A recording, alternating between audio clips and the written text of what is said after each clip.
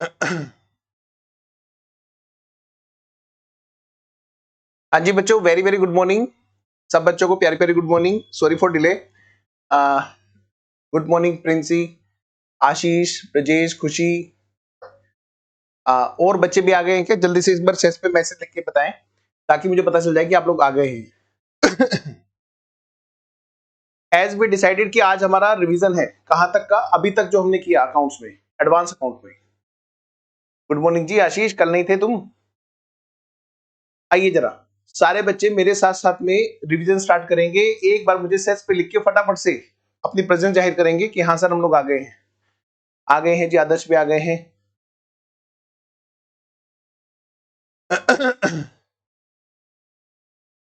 शुरू करें फिर? चलिए जी फिर शुरू करते हैं जी।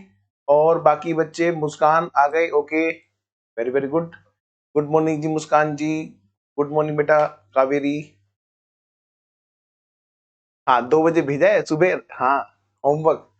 मैं 2:30 बजे 3 बजे उठ गया था। मेरी आदत सुबह थोड़ा जल्दी पढ़ने की है, कभी 3 बजे कभी 4 बजे। 2:30 बजे मैंने तुम्हारा देखा था, तुमने भेज रखा। वेरी वेरी गुड, बहुत अच्छा आशीष, शाबाश। अच्छा Parth, very very good morning जी। चलिए बाकी बच्चे जो अभी मैसेज करने लग रहे हैं, उनका मैसेज लेट आ रहा है, उनको भी प्यार प्यारी गुड मॉर्निंग। आइए जी, चलिए शुरू करते हैं हम लोग रिवीजन। ठीक है, पहले बात ध्यान रखना कि ये जो रिवीजन वाली बात है, कौन सी वाली? रिवीजन वाली बात।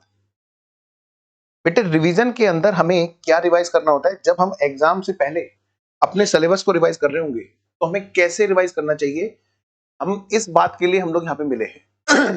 ठीक है, मैं अगर स्टूडेंट हूं और मैंने अभी अभी ये 3 चैप्टर पढ़ लिए हैं और मैं आगे की क्लास में जाना चाहता हूँ, फोर्थ क्लास, मेरा जो फोर्थ चैप्टर है वो शुरू होने वाला है, तो उससे पहले पहले मुझे ये रिवाइज ऐसे कर लेना चाहिए। सर आप आगे भी कराओगे क्या? देखते हैं, आगे टाइम मिलेगा तो कराएंगे, अदरवाइज बेटे सिलेबस इतना सारा होता है। उसमें भी प्रैक्टिस बहुत जबरदस्त होनी जरूरी है, जैसे आप लोगों ने इन 3 चैप्टर में की। तो जितना टाइम है मैक्सिमम टू मैक्सिमम क्लास में आपको क्वेश्चंस की प्रैक्टिस कराने में पूरा टाइम लगाना चाहता हूँ कि सारे ही क्वेश्चन मैं क्लास के अंदर करा दूं, तो उसमें बेटा फिर टाइम ज्यादा चाहिए होता है। तो ये जो आज का जो सेशन है रिवीजन वाला, ये सिर्फ आपके लिए एक सैंपल है। ये भी आपके लिए एक तरह से क्लास है कि आपको कैसे अपना रिवाइज करना चाहिए। ठीक है, आइए हम लोग शुरू करते हैं। और ध्यान रखना ये YouTube पे नहीं जाएंगे, ये सिर्फ आप ही के लिए है। और सिर्फ वो कहते हैं ना इसी बात के पैसे हैं, वरना आप भी YouTube जैसे, ये सिर्फ आप ही के लिए है बेटा। ठीक है, चलिए शुरू करते हैं फिर। आइए, तो हम लोगों ने जो पढ़ा था ईसोप में, तो सबसे पहले हम बात करते हैं ईसोप की। ठीक है, तो ईसोप के अंदर पहले हमें सारे के सारे कॉन्सेप्ट रिवाइज करने हैं। ठीक है, तो आप लोगों ने वैसे ही चार्ट अपनी जो नोट्स हैं खुले हुए वहां से देखते रहना। ठीक है, तो फटाफट से रिवीजन करते हैं जी। मुझे फटाफट से रिवाइज करना है सारे कॉन्सेप्ट को, क्योंकि अभी अभी ताजे ताजे पढ़े हुए चैप्टर तो जल्दी रिवाइज हो जाएंगे। ईसोप में चैप्टर में ओवरऑल क्या है? ओवरऑल क्या है इसमें? 2 पार्ट है जी। एक तो जी ये थ्योरी वाला पार्ट है, हाँ जी, और दूसरा है न्यूमेरिकल वाला पार्ट। जितने भी न्यूमेरिकल्स में चीजें हैं वो सारी की सारी मेरी इस थ्योरी से टर्मिनोलॉजी मेरी वहां पे न्यूमेरिकल में यूज हुई है। तो थ्योरी के क्वेश्चंस का मैंने जो चार्ट बना रखा है, आप वहां से देखेंगे सारे के सारे क्वेश्चन, है ना। आइए जरा उसको हम लोग क्लियर कहां से करते हैं? अपने न्यूमेरिकल वाले चार्ट से। यहाँ पे 2 तरह के क्वेश्चन हमारे एग्जाम में एक्सपेक्टेड है। कितने? 2 तरह के क्वेश्चन। सर ऐसा क्या?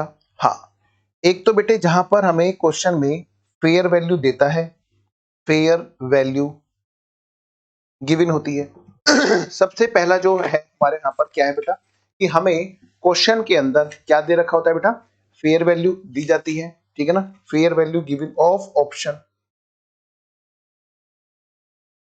दूसरा है कि नहीं भाई फेयर वैल्यू नहीं दे रखी है, यफ। ठीक है ना, fair value not given. Fair value जब हमें क्वेश्चन में नहीं देता है, फेयर वैल्यू जब हमें क्वेश्चन में नहीं देता है तो यहां पर हमें क्वेश्चन अवेलेबल कराता है क्या? एक तो जी मार्केट प्राइस ऑफ शेयर्स। ठीक है ना, आज की डेट में ध्यान रखना, यहां पर जो मार्केट वैल्यू वो ऑप्शन की अवेलेबल नहीं कराता। हमें किसके लिए चाहिए, यहाँ पे काउंटिंग किसके लिए करनी है, ऑप्शंस की वैल्यू निकालनी है। और ऑप्शंस का मतलब क्या है, वहां पर एक शेयर ही होता है, लेकिन वहां पर जो ऑप्शन मतलब अधिकार, ऐसे समझना है, ठीक है। यहाँ पे हमें मार्केट वैल्यू दे रखी है शेयर्स की, ठीक है, और ये हमें बता रखा है कि भाई आपको अगर खरीदना है तो कितने में आप खरीद सकते हो एम्प्लॉय जी, ठीक है। तो इन दोनों का जो डिफरेंस है वो हमारे लिए होती है वैल्यू ऑफ ऑप्शन, ठीक है। इसको हम बोलेंगे ऑप्शन वैल्यू, ठीक है, मतलब वैल्यू पर ऑप्शन। आइए, बेसिकली होता क्या है ये कंपनी के लिए क्या होता है, कितने रुपए का खर्चा कंपनी को अपनी जेब से करना है। आइए, हमने एक चार्ट बनाया था यहाँ पे, है ना, फटाफट से उस चार्ट पे आएंगे सारे बच्चे। मतलब सर बस उसी चार्ट को रिवाइज करना है, यस बेटे। यहाँ पर जो क्वेश्चंस हैं उसमें जो टारगेट दिए होते हैं, वो टारगेट दिए होते हैं दो तरह के। Number one, target. टारगेट किस तरह का, पहली बात ये, भाई कुछ तो कंडीशन है ना, हाँ जी, एम्प्लॉयर अपने एम्प्लॉइज को कुछ टारगेट देता है। टारगेट नंबर वन हो सकता है वो ईयर वाइज हो, टाइम पीरियड का लॉक इन पीरियड हो, यानी कि वहां पर उसको टारगेट किस चीज का बेटे, लॉक इन पीरियड का हो, कि भाई इतने टाइम तक तुम मेरे साथ काम करोगे, ठीक है। या दूसरे तरह का टारगेट यहीं पर दे सकता है, क्या दूसरे तरह का टारगेट, क्या कि आपको विद इन, ये दूसरा टारगेट है जो मैं यहां पे लिख रहा हूं, with in lock in period. एक और तरीका होता है यहाँ पे क्वेश्चन बताने का, एक और तरीका, with in lock in period आपको क्या करना है, आपको क्या करना है, आपको प्रोडक्शन करना है। आप नोट करने के लिए टेंशन ना लें, मैं आपको ये पीडीएफ में इसकी अलग से भेज दूंगा, या तो आईजीपी के टेलीग्राम पे आ जाएगी। बेहतर रहेगा कि हम ना इसको ऐप पे ही रखें, ताकि आपकी बात आप ही तक रहे। आइए, टारगेट दूसरा क्या है, तो लिखने की टेंशन मत लो, सिर्फ समझ लो और अपनी कॉपी खोल के बैठो, रिवाइज वहां से करना है। टारगेट दूसरे तरह का था हमारे क्वेश्चंस में, क्या कोई डाउट किसी का रह जाए तो प्लीज मुझे साथ साथ यहाँ पर मैसेज में भेजते रहना। टारगेट क्या है सर, दूसरा तरीका, कि भाई इतने टाइम के अंदर, इस ड्यूरेशन के अंदर आपको इतने का प्रोडक्शन करना है, आप कभी भी जल्दी से जल्दी कर सकते हो। तो यानी कि वहां पर एक लॉक इन पीरियड होता है। मोस्ट ऑफ द केस में क्वेश्चन हमें 3 साल का देता है, 3 से लेके 4 साल तक का, ठीक है। आपने देखे होंगे सारे क्वेश्चंस हमारे, ज्यादातर जितने भी एग्जाम में क्वेश्चंस आए हैं, या जितने भी ऐसे क्वेश्चंस हैं जो हमारे असाइनमेंट में है या स्टडी मॉड्यूल में है, सबके सब में lock in period most of the case में 3 साल का रहा है, लेकिन कोई ऐसा कोई कसम नहीं खिलाई है। तो ये जो लॉक इन पीरियड है, इसको हम क्या बोलते हैं बेटे, वेस्टिंग पीरियड। क्या बोलते हैं बेटा, याद करो आप, वेस्टिंग पीरियड। सिर्फ सुनते जाना है, चैट पर तभी कोई लिखेगा कुछ जब उसे सचमुच में प्रॉब्लम होगी, वरना बिल्कुल साइलेंट क्लास होगी आज, ठीक है जी सर। तो पहला ईयर, दूसरा ईयर, तीसरा ईयर, ठीक है जी, 3 साल का लॉक इन पीरियड है। अच्छा, तो ये जो है यहाँ पर आज की डेट में, या तो हमें क्वेश्चन हमें क्या दे दे, या तो हमें क्वेश्चन यहाँ पर क्या दे दे, या तो हमें क्वेश्चन यहाँ पर दे दे फेयर वैल्यू, है ना, फेयर वैल्यू, या फिर हमें क्या करना होगा, क्वेश्चन दूसरी चीज दे सकता है, क्या, market value of share minus, हम उसमें से घटा लेंगे एक्साइज प्राइस। क्या है सर ये एक्साइज प्राइस, हम लोग याद करते हैं। हमें यहाँ पर एम्प्लॉयर अपने एम्प्लॉइज को क्या दे रहा है, मोटिवेशन दे रहा है कि भाई ये देखो जितने भी एम्प्लॉइज हैं, मैं चाहता हूं कि तुम सभी लोग मेरे साथ में ही आगे बढ़ो। जैसे रतन टाटा जी ने पता है कोरोना टाइम में घर घर जाकर के एम्प्लॉइज की सुध ली, इसीलिए आज वो बिग ब्रांड है, सबसे बड़ी चीज है, एनर्जी उनकी सबसे बड़ी जो है वो है उनके एम्प्लॉइज, क्योंकि वो अपने एम्प्लॉइज के पीछे पूरी तरह से जान लगा देते हैं। आइए जरा, नंबर ऑफ एम्प्लॉइज को हर ये चाहता है एम्प्लॉयर कि भाई हमारे यहाँ पे रुके रहना, आपको हमने ट्रेन किया है, आपका एक अच्छा स्किल है, आप सीख के कहीं और जाकर के ज्यादा पैकेज पे जाओगे, हम आपको यहीं पे देते हैं ना उसे भी। अच्छा, क्या तरीका, नंबर ऑफ एम्प्लॉइज, ठीक है, आप हमेशा एम्प्लॉय बन के नहीं रहोगे, बुढ़ापे में आपको शेयर्स की एक वैल्यू मिलेगी जिससे आपको रिटर्न आता रहेगा। कैसे जी, देखो जी, आज की डेट में मार्केट वैल्यू है, अगर हमारी आज की डेट में हमारे शेयर्स की वैल्यू है मान लिया 200 रुपए, हाँ, हम आपको यही शेयर्स सिर्फ और सिर्फ 20 रुपए में, कितने में, सिर्फ और सिर्फ 20 रुपए में अवेलेबल करा सकते हैं। तो हर कोई चाहेगा कि अरे ये तो बड़ा डिफरेंस है, 180 रुपए का बेनिफिट हमें करा सकते हैं, कंपनी बिल्कुल करा सकती है। और तो और, लेकिन 180 रुपए के लिए एम्प्लॉयर ने एक टारगेट दिया कि 3 साल तक रुको, या 3 साल के अंदर अंदर कभी भी आप 1 साल में कर दो, 2 साल में कर दो, प्रोडक्शन का टारगेट है ना, तो वो भी क्वेश्चन में हो सकता दे दे।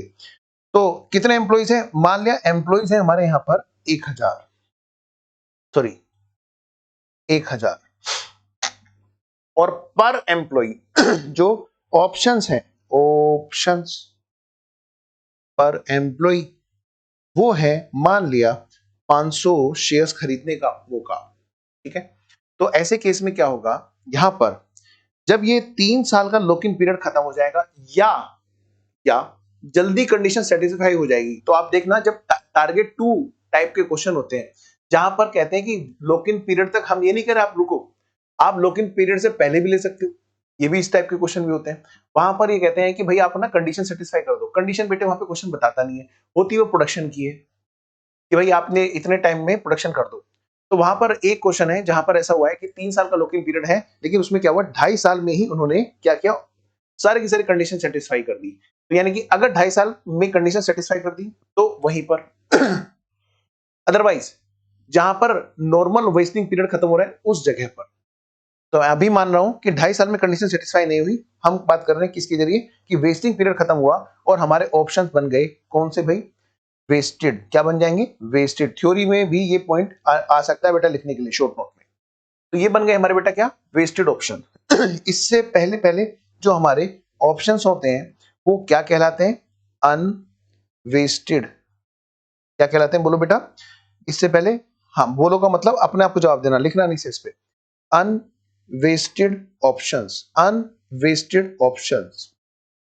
और जैसे ही ये लॉक इन पीरियड की कंडीशन सेटिस्फाई या प्रोडक्शन की कंडीशन लॉक इन पीरियड से पहले सेटिस्फाई, तो हमारे बन जाते हैं option vested options. Now come to the point.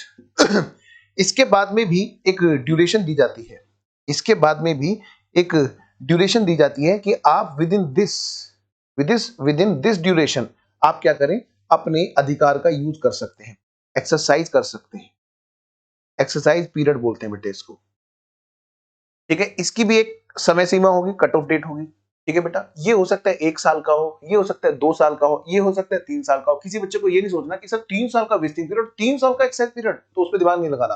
Question ने बोला और हमने किया, एक्साइज पीरियड है, हाँ इतने पीरियड के अंदर अंदर अगर ऑप्शन हो गए तो ठीक है, अदरवाइज क्या हो जाएंगे, ये लैप्स हो जाएंगे। क्या हो जाएंगे, लैप्स्ड ऑप्शन। तो ये ऑप्शंस कौन से लैप्स होते हैं, वो वाले जो वेस्टेड ऑप्शंस थे लेकिन लैप्स हो गए, यानी कि अगर इस टारगेट टाइम तक, इस कट ऑफ डेट तक नहीं आते हैं तो क्या होते हैं, हमारे ऑप्शन लैप्स हो जाते हैं। तो हमें थ्योरी की सारी टर्म्स क्लियर है। Number 1 ESOP, employ stock option plan. हाँ ये 3 तरह के शेयर वाले बेनिफिट्स हैं, ठीक है ना। शेयर्स बेस्ड पेमेंट 3 तरह के हैं, इनमें से एक ये है ईसोप। थ्योरी का क्वेश्चन भी कराऊंगा, डोंट वरी। ईसोप जो हमारा मेन न्यूमेरिकल में आता है वो ये है, ईसोप एम्प्लॉय स्टॉक ऑप्शन प्लान। इसमें एम्प्लॉइज को ऑप्शन दिया गया है। हमारी पहले टर्म क्या, हमारी पहली term fair value of option, यानी क्वेश्चन ने अपने आप ही अधिकार की वैल्यू बता दी।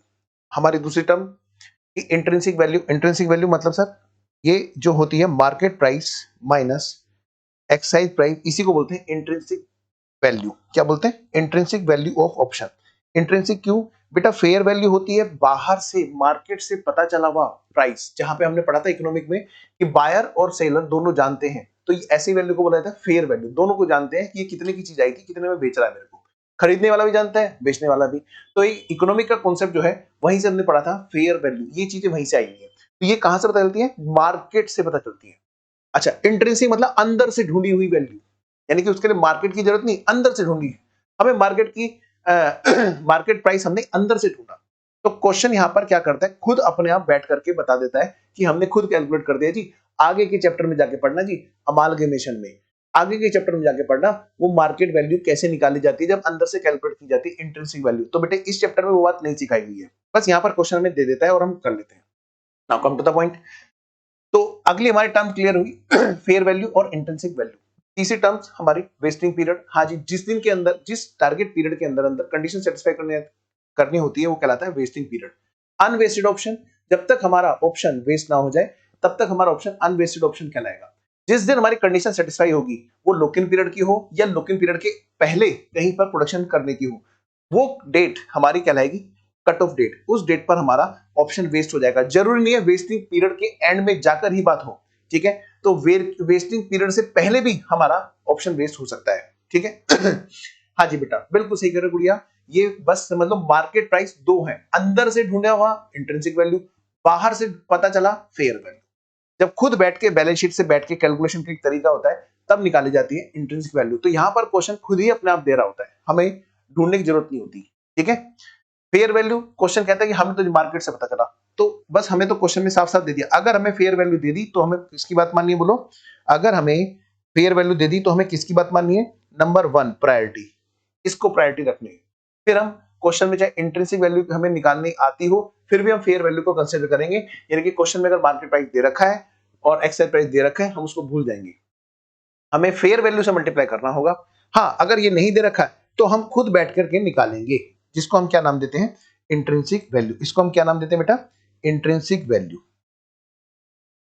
Now come to the point. Intrinsic value किसकी? शेयर की नहीं, ऑप्शंस की। ठीक है, आइए जरा now come to the point. तो जब ऑप्शन वेस्टेड हो जाते हैं, उसके बाद में एक टाइम होता है एक्सरसाइज पीरियड का। इतने टाइम के अंदर अंदर हमें ऑप्शन को एक्सरसाइज करना होता है। इसके बाद जो हमारे ऑप्शंस हैं वो क्या कहलाते हैं जी? वो कहलाते हैं जी वेस्टेड ऑप्शन। इससे पहले अनवेस्टेड ऑप्शन। जब हमारे एम्प्लॉइज वेस्टिंग पीरियड से पहले ही छोड़ के चले जाएं तो वो क्या होते हैं? यहां पर अगर चले गए किसी भी साल में तो ये होते हैं अनवेस्टेड ऑप्शंस का लैप्स हो जाना, ऑप्शंस लैप्स्ड। तो कई बार क्वेश्चन हमें क्या देता है? क्वेश्चन खुद ही बता देता है इतने एम्प्लॉय छोड़ के चले गए, और फिर बढ़ देता है लैप्स्ड। क्या देता है? लैप्स्ड। अगर लैप्स बढ़ दिया तो यानी कि ये बात कर रहा है कि जब ऑप्शन वेस्ट हो गए थे उसके बाद की बात कर रहा है, यानी यहां की बात कर रहा है। और अगर बोल रहा है अनवेस्टेड ऑप्शन लैप्स, क्या वेस्टेड ऑप्शन लैप्स बोला उसने? क्या बोला उसने? सॉरी, पहले दोबारा बोलता हूं। उसने बोला ऑप्शन लैप्स और उसके साथ वर्ड जोड़ दिया क्या? वेस्टेड। तो यानी ये बाद के पीरियड की बात कर रहा है, एक्साइज पीरियड के खत्म होने के बाद की बात कर रहा है। अगर उसने बोला क्या? ऑप्शन लैप्स और साथ में वर्ड जोड़ा अनवेस्टेड, तो यानी कि पहले की पीरियड की बात कर रहे हैं। सर इनसे फर्क क्या पड़ता है? आइए जरा, ये जो अगर देखा जाए तो 180 रुपए कंपनी को, हमारे एग्जांपल के हिसाब से ये 180 रुपए कंपनी को इकट्ठे करने हैं, और ये पे कब करने हैं बेटा? ये पे कब करने हैं? ये कंपनी को इस जगह पे आकर के, कहां पर? यहां पर इसको चाहिए। भाई कंपनी तो प्रूडेंस बेस पे चलेगी ना। हाँ जी, ये तो मानेगी कि जितने एम्प्लॉय मुझे यहाँ पे मिलने वाले हैं उतने एम्प्लॉयज के लिए मुझे यहाँ पर पैसे की जरूरत पड़ेगी। तो एम्प्लॉयर क्या करता है? यहां पर इसको जाकर के जरूरत पड़ेगी 180 रुपए की जरूरत पड़ेगी एक शेयर पर। एक शेयर पर उसको 180 रुपए की जरूरत पड़ेगी। तो एम्प्लॉयर क्या करता है? अकाउंटिंग में प्रूडेंस बेस का कॉन्सेप्ट यूज करते हुए इस 180 रुपए को हर साल इकट्ठा करेगा, पक्का करेगा जी। अगर वो कहे कि भाई मान लिया मैं 3 साल का सोच के चल रहा हूं, तो 3 साल का सोच के चल रहा है, तो यानी हर साल वो कितने कितने रुपए इकट्ठे करेगा बताओ? पहले साल में 60 रुपए इकट्ठे करेगा, फर्स्ट ईयर के एंड में। हाँ सर। दूसरे साल में के एंड में भी 60 रुपए इकट्ठे करेगा। हाँ जी। और तीसरे साल के एंड में फिर से वो 60 रुपए इकट्ठे करेगा। लेकिन ध्यान रहे ये सिर्फ एक शेयर की बात है। ये किसकी बात है? सिर्फ एक शेयर्स की। एम्प्लॉयर ने क्या वादा किया है बताओ? एम्प्लॉयर ने वादा किया है हर एम्प्लॉय को 500 शेयर देगा। कितने देगा? मैं इसको थोड़ा डिफरेंट कलर से लिखूं। 500 शेयर्स देगा। कितने देगा बोलो? 500 शेयर्स देगा। तो मैं इसको रेड कलर के पेन से लिख देता हूं। 500 शेयर्स खरीदने का ऑप्शन है हर एम्प्लॉय को। तो इसका मतलब क्या है? उसको एक शेयर पर अगर हर साल 60 रुपए इकट्ठे करने हैं, तो 500 शेयर्स पर हर साल उसको कितने रुपए इकट्ठे करने हैं बेटा? सीधी सी बात है सर, वेरी इजी। वो मल्टीप्लाई कर देगा 500 शेयर से। हाँ जी, 60 रुपए इकट्ठे करने, 60 रुपए इकट्ठे करने। कितने शेयर्स पर? 500 शेयर्स पर। भाई कोई भी एम्प्लॉय पहुंचे, एक एम्प्लॉय अगर पहुंच गया तो क्या कहेगा? लाओ भाई 500 रुपए का हिसाब किताब, सॉरी 500 शेयर्स का हिसाब किताब, और 60-60 रुपए आपको मेरी जेब से, मेरे हिसाब से इकट्ठा करना है ना, तो यानी 180 रुपए बोल दो। तो एक भी एम्प्लॉय पहुंचेगा तो वो बेटे 180 रुपए का हिसाब किताब आपको अपनी जेब से देना है, और वो भी कितने? 500 शेयर्स पर। तो धीरे धीरे जब वो इकट्ठा करेगा तभी तो जाके यहाँ पर वो गुल्लक में इकट्ठा कर पाएगा। क्या इकट्ठा कर पाएगा बोलो? तभी तो जाकर के वो यहाँ पर गुल्लक में इकट्ठा कर पाएगा। क्या कर पाएगा बोलो? 180 रुपए। कितने शेयर्स पर? 500 शेयर्स पर। हर 500 शेयर्स के लिए वो 180 रुपए इकट्ठा करता है, जिसको एम्प्लॉयर क्या करता है? हर साल एक प्रोविजन के रूप में एंट्री करता है। क्या एंट्री करता है जी? हर साल वो एंट्री करता चलेगा इसके लिए। क्या एंट्री करेगा सर? हर साल वो इसके लिए एंट्री करता है। यहाँ पर क्या एंट्री करता है? P&L अकाउंट डेबिट, या 2 एंट्री में करके दिखाऊं? हाँ जी, 2 एंट्री में करके दिखाता हूं। वो यहां पर हर साल जनरल एंट्री एक ही तरह से करता रहेगा। कब? फर्स्ट ईयर के एंड में, सेकंड ईयर के एंड में, थर्ड ईयर के एंड में, वो यही एंट्री करता रहेगा। पहली एंट्री करेगा employees compensation expense account debit to employee stock option plan, outstanding बोल दो या ऐसे बोल दो, ठीक है। हर साल वो ये एंट्री करता चलेगा, first year, second year, third year. फिर सेकंड एंट्री करेगा हर साल के एंड में, इस खर्चे को P&L में डालेगा। P&L account debit to employees compensation expense account. अगली बात बेटे, ये जो हर साल इकट्ठा करेगा गुल्लक में, एक एक शेयर पे हर साल कितने कितने रुपए इकट्ठे करा। जैसे फर्स्ट ईयर है बेटा, है ना, फिर क्या है, सेकेंड ईयर है, फिर क्या है बेटा, थर्ड ईयर है ना। तो ये क्या करेगा, हर साल गुल्लक में इकट्ठा करता चलेगा और उसको P&L में डालता चलेगा हर साल। कितने रुपए जी? सर एक एक शेयर पर 60-60 रुपए की बात तय हुई हर साल की। तो सर 500 शेयर्स पे बात हुई हर साल, हाँ जी, फिर 60 इंटू 500, है ना। हर साल वो बेटे गुल्लक में यही तो डालेगा। तो जाकर के वो देखेगा थर्ड ईयर के एंड में उसके पास में 180 रुपए 500 शेयर्स पर इकट्ठे हो चुके हैं, है ना। आगे बात करता हूं। अब यहां पर एक प्रॉब्लम आती है, क्या? ठीक है, P&L में ये डालेंगे। इशू क्या आता है? इशू ये आता है बेटा, इशू ये आता है, ध्यान रखना, इसकी PDF मिल जाएगी आपको, डोंट वरी, ठीक है। बस आपका ध्यान पूरा इधर समझने पे होना चाहिए। फिर हम इसके 2 क्वेश्चन करेंगे, सिलेक्टेड क्वेश्चन, जो आपके लिए रिवीजन के लिए बनते हैं। अच्छा बताओ सर, वो ईयर एंड पर हर साल ये कैलकुलेट करेगा कि कितने एम्प्लॉइज दिख रहे हैं पहुंचने वाले, क्या कितने एम्प्लॉइज दिख रहे हैं कि जो मुझे थर्ड ईयर के एंड में मिलने वाले हैं। और ये एस्टिमेशन वो हर साल कहां पे बैठ के लगाएगा? वो इधर, मतलब यहां पर वो क्या करेगा, यहां पर मल्टीप्लाई किया करेगा किसकी? एक्सपेक्टेड एम्प्लॉइज की, एक्सपेक्टेड एम्प्लॉइज की। कौन से वाले expected employees?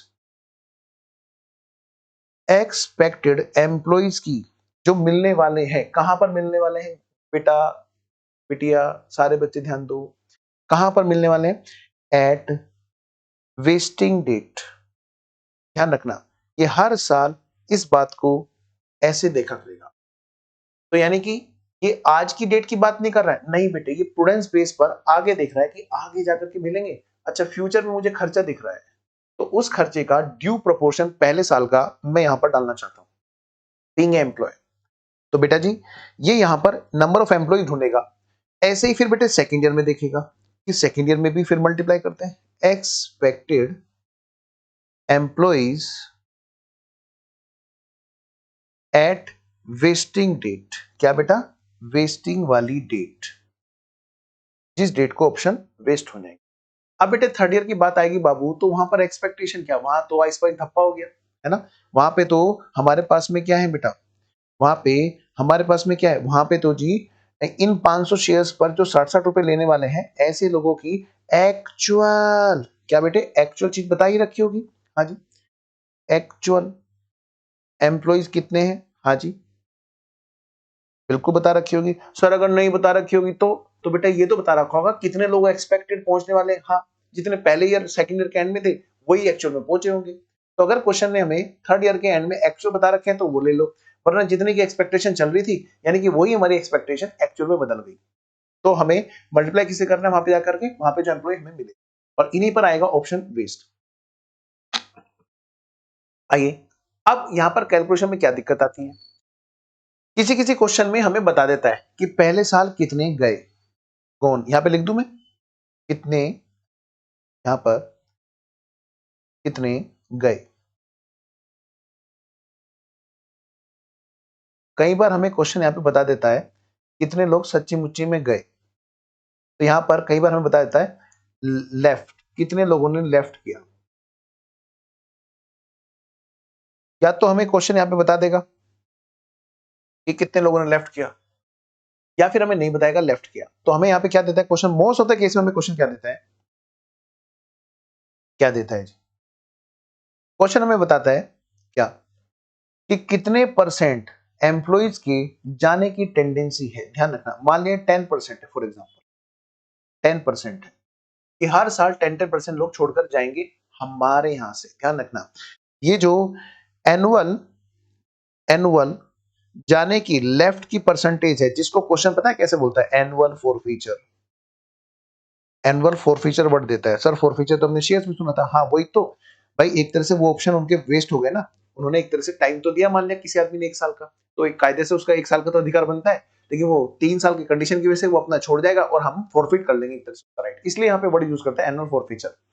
Now come to the point. तो एनुअली लेफ्ट की परसेंटेज हमें क्वेश्चन दो तरह की देता है। बेटे मैं उम्मीद कर रहा हूं आपका पूरा फोकस बना हुआ है। आइए जरा, तो एनुअली लेफ्ट की परसेंटेज हमें दो तरह से देता है। एक तो है क्वेश्चन बताता है कि मार्केट में परसेंटेज ऑफ मार्केट, की मार्केट में इस तरह का हिसाब किताब जो दूसरी इंडस्ट्रीज में वहां से लोग कितने परसेंट छोड़ जाते हैं। मान लिया वो है 15%, मान लिया, और 10% है जो हमारी ऑर्गेनाइजेशन के ओन एंटिटी, अपनी बिजनेस एंटिटी की जो परसेंटेज है बेटे उसको कंसीडर करेंगे, ना कि मार्केट की कंडीशन को। मार्केट में हो सकता है कोई अच्छा व्यवहार ना कर रहा हो एम्प्लॉइज के साथ में, या उनको इंसेंटिव ना देता हो, जो उनका जितनी मेहनत वो करते हैं उनको उतना ग्रोथ ना मिल पा रहा हो। हमारे यहाँ पर क्या टेंडेंसी है, हमारे यहाँ पे मान लिया वो चीज कम है, तो हम क्या करेंगे, हम अपनी परसेंटेज के हिसाब से बात करेंगे। ऐसा भी हो सकता है, रिवर्स केस हो सकता है कि मार्केट में 15% हो और हमारे यहाँ 20% हो, तो हमें तो जी अपनी परसेंटेज लेनी है। हमारे यहाँ हो सकता है कोई कमी हो जो हम मार्केट से स्टैंडर्ड ना मीट आउट कर पा रहे हो, कोई भी रीजन हो, कमी हमेशा परसेंटेज जो हमें लेनी है वो कौन सी लेनी है, हमारे खुद के यहाँ। हमारे यहाँ पर एम्प्लॉय के जाने की क्या टर्नओवर है, क्या फॉरफीचर की कंडीशन है। Now come to the point.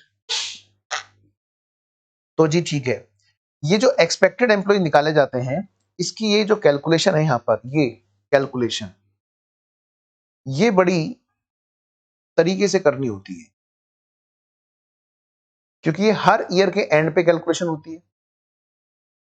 तो बस इतना ध्यान रखना होगा हमें यहाँ पर, जब हम कैलकुलेशन करते हैं यहाँ पर हर ईयर के एंड में, तो क्योंकि ये जो गुल्लक है जिसके अंदर 180 रुपए डले हैं, वो एक साल में तो डले नहीं है, वो डले कब है, हर साल के उसमें, है ना। तो हम ये देखेंगे कि यहाँ पर जो हम सोच रहे हैं कि तीसरे साल के एंड में जो एम्प्लॉइज मिलने वाले हैं, उनके नाम के हमने गुल्लक में कितने रुपए इकट्ठे कर लिए हैं।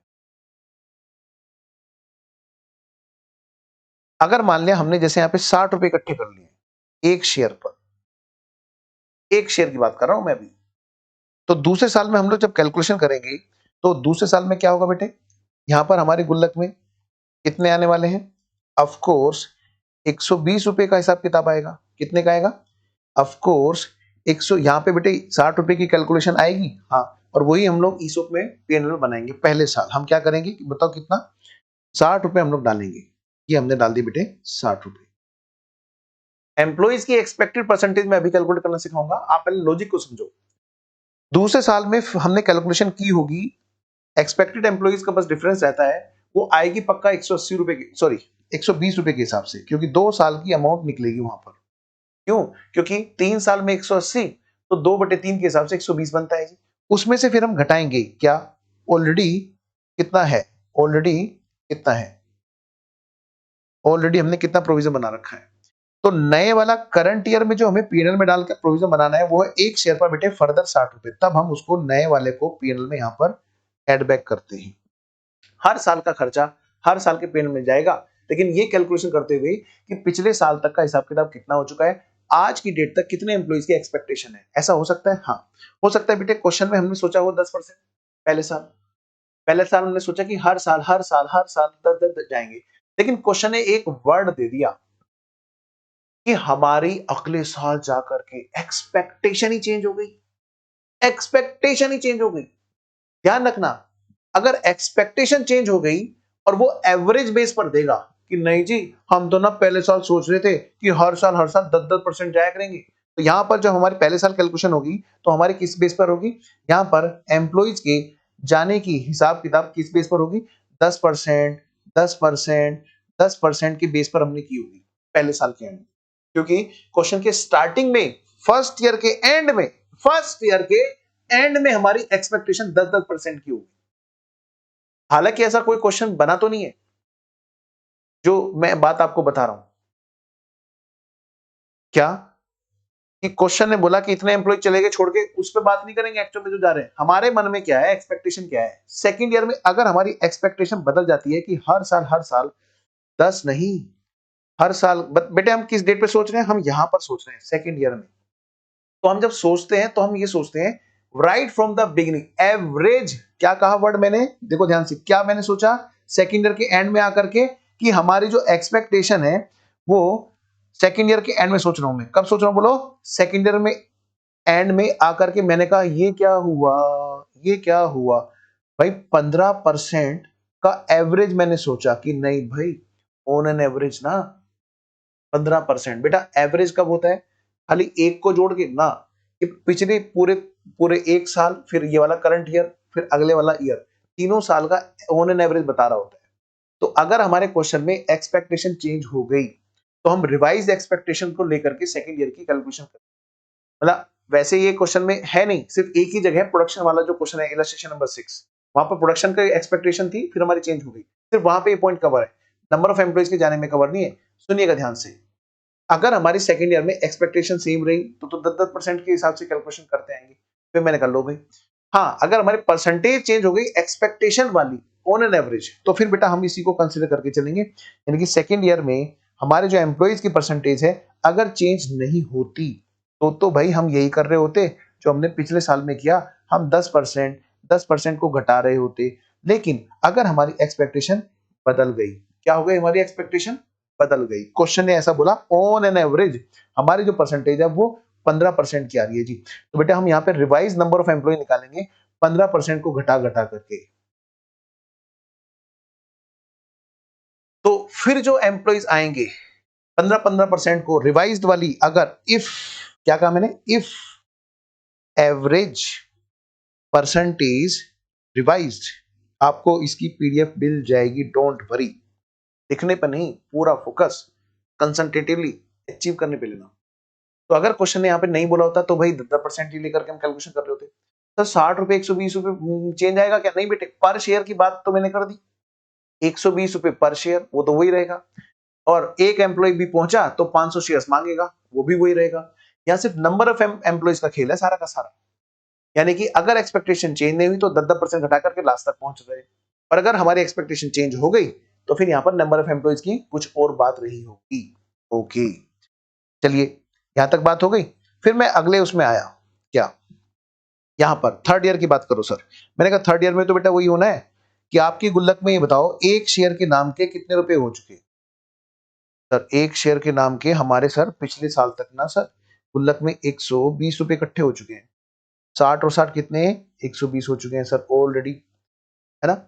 अब मैंने थर्ड ईयर में कैलकुलेशन की, नंबर ऑफ एम्प्लॉइज मैंने रिवाइज किए, तो अब क्योंकि मेरी फिर से कोई चेंज नहीं बता रखी है परसेंटेज, तो मैं क्या करूंगा, एम्प्लॉइज को मैं क्या करूंगा, सेम परसेंटेज पे निकालूंगा जो पिछले साल की एक्सपेक्टेशन थी। अब क्योंकि मेरी पिछले साल ही तो रिवाइज हुई थी, इस साल थोड़ा ना रिवाइज हुई, तो मैं ऑन एन एवरेज 15% के बेस पर निकाल लूंगा कितने नंबर ऑफ एम्प्लॉइज की यहाँ पर बात करनी है, जैसे पिछले साल में की उससे पिछले साल में की, मल्टीप्लाई तो मैं इसी से करूंगा। क्या भाई, 3 साल में एक शेयर पर कितने रुपए आने थे, 180 रुपए, उसमें से ऑलरेडी कितने हैं, ऑलरेडी ऑलरेडी ऑलरेडी गुल्लक में कितने हैं, 120 रुपए, तो कितने मुझे करंट ईयर थर्ड ईयर में डालने हैं, और 60 रुपए। लो भैया 60 रुपए हमने यहां पर और डाल दिए जी, ये अभी अभी आए हैं ये वाले, ये पर शेयर की बात है। नंबर ऑफ शेयर्स तो हमारे 500 ही रहेंगे, ठीक है जी। हाँ, एम्प्लॉइज की एक्सपेक्टेशन अगर रिवाइज होगी तो रिवाइज वाले एम्प्लॉय लिए जाएंगे, बस कितना होगा, नहीं होते थे कई बार revise, most of the question में रिवाइज नहीं हुए, पर एक बार भी आइस पाइस धप्पा हो गया ना तो बच्चा फंस जाएगा, अपनी क्लास का बच्चा नहीं फंसेगा। आइए, तो यहां तक बात हमारी ओके है, यहां तक बात हमारी ओके है। सर अब ये बताओ, जब थर्ड ईयर की बात होगी, हाँ, तो मतलब गुल्लक में एक पैसे इकट्ठे हो चुके होंगे, हाँ, तो थर्ड ईयर में ये एक्स्ट्रा एंट्री होने वाली है, फर्स्ट ईयर सेकंड ईयर में नहीं, सिर्फ और सिर्फ किसमें बेटा, सिर्फ और सिर्फ थर्ड ईयर में ये एक्स्ट्रा एंट्री होने वाली है, जो मैं अब यहां पर करने जा रहा हूं, थर्ड एंट्री, यानी कि ये वाले काम तो होंगे होंगे। क्या होगा सर, यहां पर एंट्री होगी भाई बैंक अकाउंट डेबिट, हाँ जी, एक शेयर पर। तो मैं इसको सीधा थर्ड ईयर में वहीं पे ले जाके कर दूं क्या? मैं वहीं पे कर देता हूं। ये जो थर्ड ईयर में एंट्री होगी, मैं इसको बड़ा बड़ा कर देता हूं, लो जी, थर्ड ईयर के नाम की एंट्री में बड़ी बड़ी कर देता हूं। ये सिर्फ थर्ड ईयर में होगी। बैंक अकाउंट डेबिट, हाँ जी, कितने रुपए एक शेयर पर? क्या डिसाइड हुआ था कि आपको एक शेयर मिलेगा कितने पे? 20 रुपए पर। तो बैंक में कितने पैसे आएंगे बताओ? 20 रुपए। बैंक में कितने रुपए आएंगे? कंपनी कितने रुपए एम्प्लॉय से लेगी? 20 रुपए। एक शेयर पर कंपनी थर्ड ईयर में जाकर के एम्प्लॉय से मांगेगी 20 रुपए, ठीक है। और अपनी जेब से कितने लगाएगी? उसने उसके नाम की गुल्लक बना ली थी ना, हाँ जी। एक शेयर के नाम की गुल्लक कितनी है? एक शेयर के नाम की गुल्लक कितनी है? एक शेयर के नाम की गुल्लक है 180 रुपए की, ठीक है।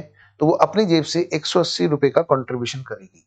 और ये बात भी कंफर्म है कि ये बात जो होगी वो कितने शेयर्स पे होगी बेटे? 500 शेयर्स होंगे। एक एक एम्प्लॉय आएगा तो वो क्या करेगा बेटा? वो 500 शेयर्स तो लेगा ना। बिल्कुल सही बात है, बिल्कुल सही बात है। तो 500 क्या है हमारे? शेयर्स। तो हर 500 शेयर्स के लिए हमने क्या किया? 180 रुपए गुल्लक में उठा करके रखे हुए हैं। कितने? 500 शेयर्स। कितने? 500 शेयर्स। ओहो, रुकिए, इसको हटा करके सही से लिखता हूं। 500 शेयर्स। हम ये मानेंगे कि एम्प्लॉय पूरे पूरे शेयर खरीदेगा। ऐसा तो है नहीं कि वो कहेगा 20 रुपए के बस मुझे 100 शेयर दे दो। क्यों करेगा? इतना बढ़िया मौका क्यों छोड़ेगा वो? आइए इधर, इसी के लिए तो वो वेट कर रहा था। अच्छा, फिर क्या होगा? कि कुछ नहीं सर, फिर एम्प्लॉय को हम कहेंगे ले भैया इक्विटी शेयर कैपिटल। भाई शेयर की फेस वैल्यू तो 10 ही रुपए थी ना। हाँ सर।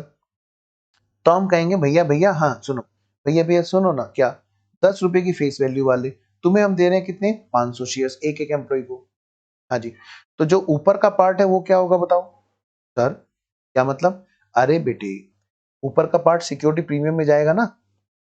हाँ बिल्कुल जाएगा। क्यों जाएगा बताओ? क्योंकि 10 रुपए का शेयर हम दे रहे हैं, फेस वैल्यू 10 रुपए का शेयर हम लोग क्या कितने का दे रहे हैं उसको? भाई शेयर तो हमारा उतने का ही था ना। वो एक अलग बात है कि हमने अपनी जेब से डाल दिया। 200 रुपए का कितना?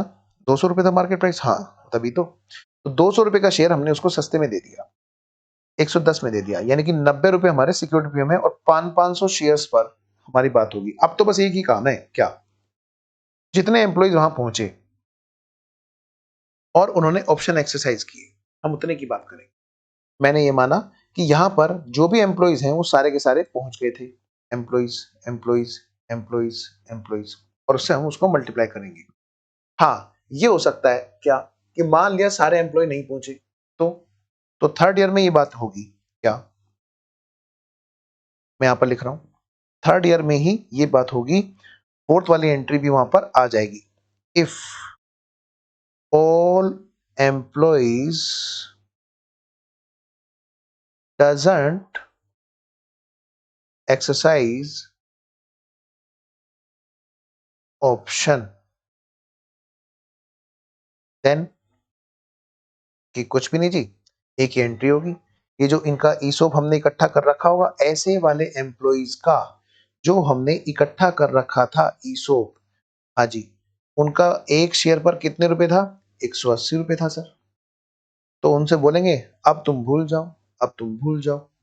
तो ये जो 20 रुपए, सॉरी 180, 180 रुपए जो हमने इकट्ठा कर रखा था एक एम्प्लॉइज के लिए, और 500 शेयर्स के नाम का इकट्ठा कर रखा था, क्योंकि एम्प्लॉय आए नहीं, तो जितने एम्प्लॉइज नहीं आए, मतलब यहां पर एम्प्लॉइज कौन से होंगे? यहाँ पे एम्प्लॉइज कौन से होंगे? जो रीच, जो पहुंच गए होंगे। हाँ भाई लाओ ऑप्शन। और यहां पर कौन से होंगे? मल्टीप्लाई भाई, ऐसे एम्प्लॉइज जो कुड नॉट रीच, जो नहीं आ पाए होंगे, could not exercise option, could not exercise option. तो मैं इसको ऊपर वाले को रीच हटा के मैं एक्सरसाइज लिख देता हूँ। ऐसे एम्प्लॉइज जिन्होंने एक्सरसाइज ऑप्शन है, एक्सरसाइज ऑप्शन है, सिर्फ और सिर्फ उन्हीं को ही ये, उन्हीं के नाम की एंट्री होगी। और ऐसे एम्प्लॉय जो कुड नॉट एक्सरसाइज ऑप्शंस, उनके नाम का ईसॉप क्या करेंगे, हम वापस अपनी जेब में डाल लेंगे। पर उस साल का क्योंकि हम पीएनएल खोल नहीं सकते, तो इसलिए हम क्या करेंगे, उसको पुराने वाले पीएनएल को क्योंकि खोला नहीं जा सकता ऐसे, तो हम क्या करेंगे, उसको कहाँ डाल देंगे, जनरल रिजर्व में। क्योंकि पुराना अगर प्रॉफिट उठाकर भी रखते हैं पीएनएल से, तो कहाँ रखते हैं, हम जनरल रिजर्व में रखते हैं। ये अमाउंट हमारी ऐसे एम्प्लॉइज वाली कहाँ पे आ जाएगी, हमारी पहुंच जाएगी जी जनरल रिजर्व में। मुझे अब सारे बच्चे सेस पे लिख के बताएंगे यहां तक सारा कॉन्सेप्ट आपका रिवाइज है, क्योंकि मुझे 2 क्वेश्चन आपको करवाने हैं फटाफट से और बहुत तेजी से करने हैं वो हमें। अब मुझे बताएंगे सारे बच्चे कि क्या आपका पूरा कॉन्सेप्ट यहां पर रिवाइज है।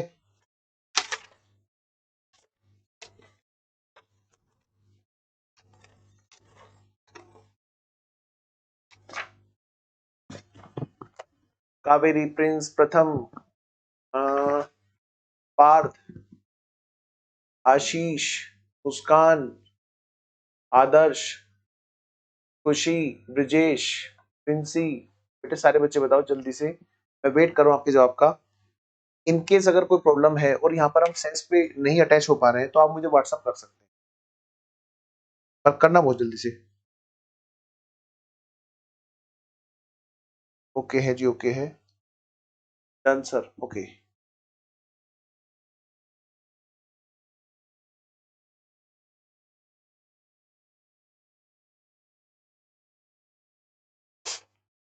ठीक है जी, ओके बेटा जी। आइए जरा फटाफट से अपने स्टडी मॉड्यूल के सिर्फ 2, अच्छा सर 180 कैसे आया वो बता दीजिए सर एक बार। ओके गुड़िया, देखो बेटा प्रिंसी, हमने क्या लिया था यहाँ पर, क्वेश्चन में हमें दिया होगा ऐसे केस में बेटा कि आज की डेट का, कौन सी डेट का, ये जो मार्केट प्राइस कौन सी डेट का होगा बेटे, आज की डेट का, जिस डेट को हमने ऑप्शंस को क्या किया बोलो, हमने क्या किया, ऑप्शंस ग्रांट किए, क्या किया बोलो, ऑप्शंस हमने क्या किया, ग्रांट किए, ठीक है। तो आज की डेट का बेटे यहाँ पे क्या दिया होगा, हमें मार्केट प्राइस दिया होगा बेटा। तो ये मार्केट प्राइस है 200 रुपए का, और हमने कहा कि भाई हम तुम्हें सिर्फ 20 रुपए में करा देंगे। सर ये ग्रुप में तभी जाएगा ना, जीआर में तभी जाएगा ना जब लिखा हो कि ऑप्शन चूज, यस बेटा बिल्कुल सही कह रहे हो कावरी, ठीक है, जो लैप्स ऑप्शन बताएगा तब, वरना मानेंगे सारे एक्सरसाइज हुए, कोई मौका क्यों छोड़ेगा। आपको बोले चलो आओ पार्टी करते हैं, वो तो कोरोना नहीं है, तो आप मौका क्यों छोड़ोगे, हम नहीं छोड़ते थे, हम जब पढ़ते थे, एक बार जरा सर बोले तो सही, हम भाई साहब पूरी वसूली करते थे। हाँ आइए जरा, तो मैं इधर बात करता हूँ बेटा, सारे बच्चे ध्यान देंगे। बेटा ये मार्केट वैल्यू का पॉइंट और समझ दो, हो सकता है क्वेश्चन में हमें मार्केट वैल्यू आगे की दे रखी हो, हमें लेनी है ऑप्शंस के ग्रांट की डेट की, स्टार्टिंग डेट की, यही की मार्केट वैल्यू कंसीडर करनी है। चलिए जी, आइए क्वेश्चन करते हैं, सारे बच्चे फटाफट से मेरे साथ साथ में एक क्वेश्चन को पढ़ेंगे जल्दी से। आजा, खुल जा आजा बेटे, स्टडी मैट के क्वेश्चन मैंने इसमें कवर कर रखे हैं, तो आपको लेके आना है सबसे पहले एक क्वेश्चन को, एक तो बेटा ये question, question number 3, question number 3, और दूसरा है हमारा क्वेश्चन नंबर 6। पहले मैं क्वेश्चन नंबर 6 को कराना चाहता हूँ, ये वो नहीं ये नहीं है, एक मिनट, क्वेश्चन कौन सा है, चलो पहले इसको देख लो, क्वेश्चन नंबर 3 को देखो, पहले क्वेश्चन नंबर 3 करो, जल्दी से करेंगे सारे बच्चे, क्वेश्चन नंबर 3 को जल्दी से करेंगे। तो क्वेश्चन नंबर 3 फटाफट से पढ़ो, एग्जाम में बैठे हो तो हमें क्वेश्चन को कैसे क्विकली रिकॉल करना है कि ताकि हमें पंगा ही ना हो बिल्कुल भी।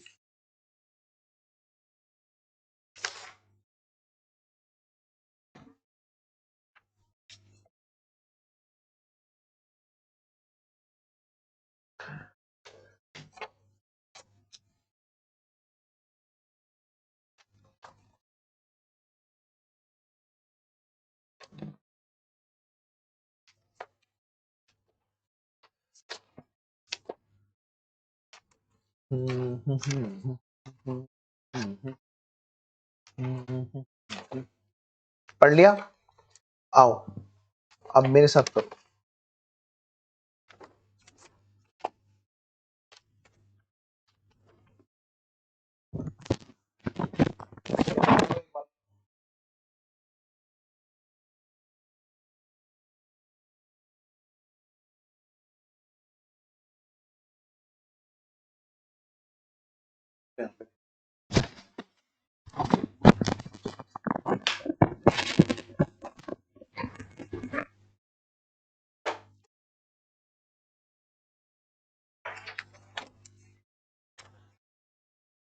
बेटे इसका सॉल्यूशन आपने बनाई रखा होगा, फटाफट से आप देखो वहां से और करते हैं। मैं भी देख रहा हूँ कि मैंने इसमें निशान लगा रखा हूँ, इसके सॉल्यूशन ना स्टूडियो में रह गए, कोई बात नहीं, कोई नहीं, हम लोग करते हैं।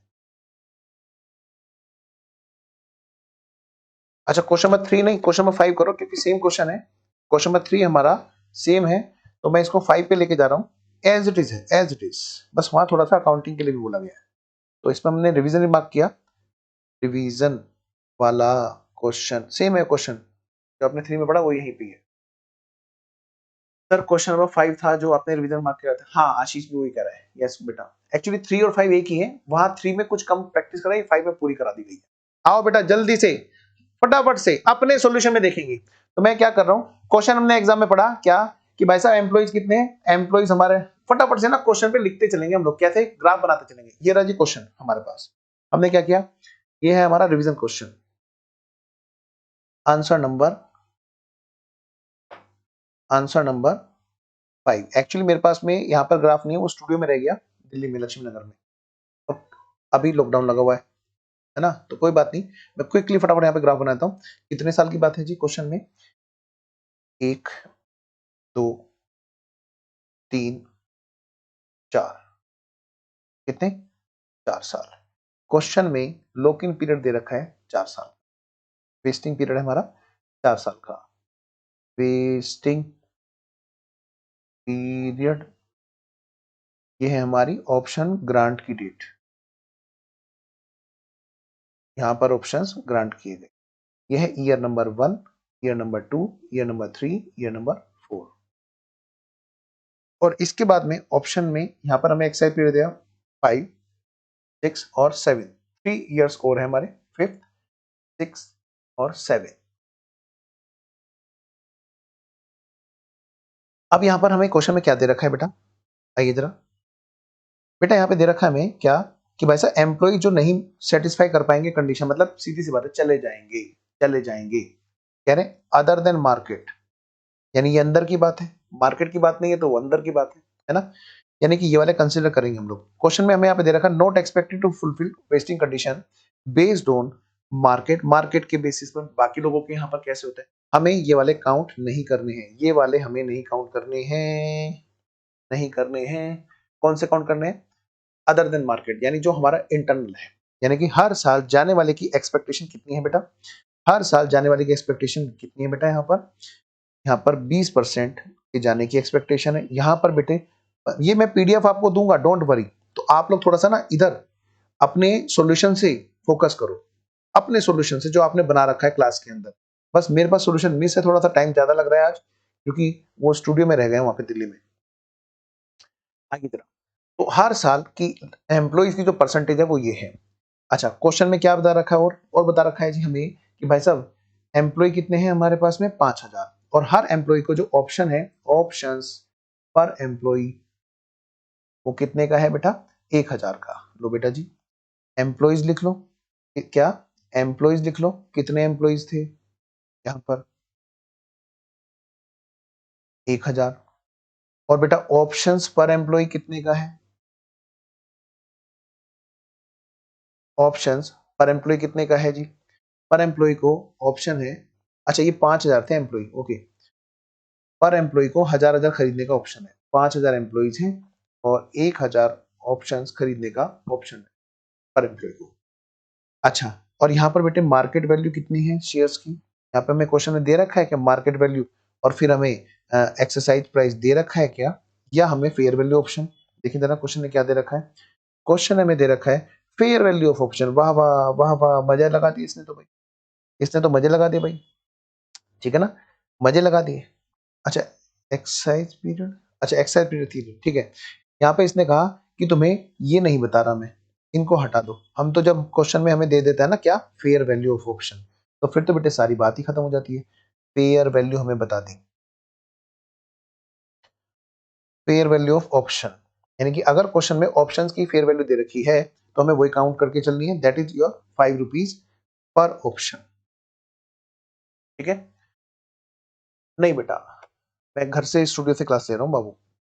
आइए जरा, एक ही बात है, आइए जरा। Now come to the point. Fair value of option के बाद में हम बात कर रहे हैं कहां पर, फिर क्या था हमारे पास में जो दे रखा है जी, और दे रखा है जी हमें एक्सरसाइज प्राइस। एक्सरसाइज प्राइस क्या है जी, 50 रुपए में खरीदेंगे। ओके जी ओके, एक्सरसाइज प्राइस जो है हमारा 50 रुपए पर शेयर। का मतलब क्या है, शेयर कितने का था इसका मतलब इम्प्लाइड है, मार्केट प्राइस कितने का। वेरी गुड ब्रिजेश, शाबाश बेटे, बहुत अच्छा लगा, गुड। इसका मतलब इम्प्लाइड है कि वो शेयर की वैल्यू कितने की थी, 55 रुपए। इम्प्लाइड है, यानी कि वो शेयर लगाया कितने का गया था, 55 रुपए। आप इसको मार्केट वैल्यू मान सकते हैं आराम से। आइए जरा, तो अब इस केस में क्या होगा, इस केस में क्या होगा, क्वेश्चन में हमें क्या कहा, देखिए जरा। जब हम यहां पर सोच करके चल रहे हैं इस जगह पर, तो हम क्या सोच रहे थे, बताओ क्या सोच रहे थे, कि हमें फोर्थ ईयर के एंड में क्या सोचा बेटे हमने, फोर्थ ईयर, कि फोर्थ ईयर में जाकर के हमें निपटारा होगा सारी चीजों, है ना। ध्यान से, उम्मीद है आपको पूरी स्क्रीन दिखी है। मैं अभी फिलहाल यहाँ से यहाँ पे फुल स्क्रीन कर देता हूँ, मुझे आपका अभी चैट नहीं दिखाई देगा ताकि मेरा ध्यान पूरा इधर रहे। आइए जरा, फिर इसके बाद में यहाँ पर हमने देखा क्या, फेस वैल्यू तो भाई हर शेयर के कितने की है, फेस वैल्यू तो जो है वो हमारी वही है जी, फेस वैल्यू पर शेयर 10 रुपए की। कितने की बेटा, 10 रुपए की। आगे आगे बढ़ते हैं। फिर है जी बात हमारी यहाँ पे क्या करनी है हमें, यहाँ पे क्वेश्चन एक बात बोली कि eight the end of third year री एस्टिमेटेड, वहां पर जाकर के दोबारा से सोचा, सोचा, कब सोचा बेटे, थर्ड ईयर के एंड में। ठीक है, कि भाई यहाँ पे तो सारा काम हो गया और कोई जरूरत ही नहीं है, और ऑप्शन जो है वेस्ट हो गए। बिल्कुल सीधी सी बात है। ये बेटे कब सोचा हमने, थर्ड ईयर के एंड में, उससे पहले तो नहीं सोचा ना, ना। तो यानी कि यहां पर जब हम बात कर रहे होंगे तो यहां पर हमने बात की होगी एक शेयर पर कितने रुपए का खर्चा है बेटे, 5 रुपए का।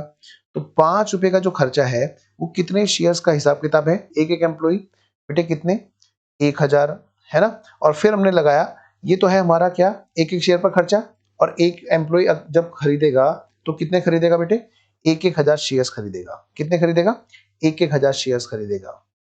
यानी कि ये हमें गुल्लक में इकट्ठा करना है, और ये जो इकट्ठा करना है ये बेटे कब करना है, ये 3 साल में इकट्ठा करना है।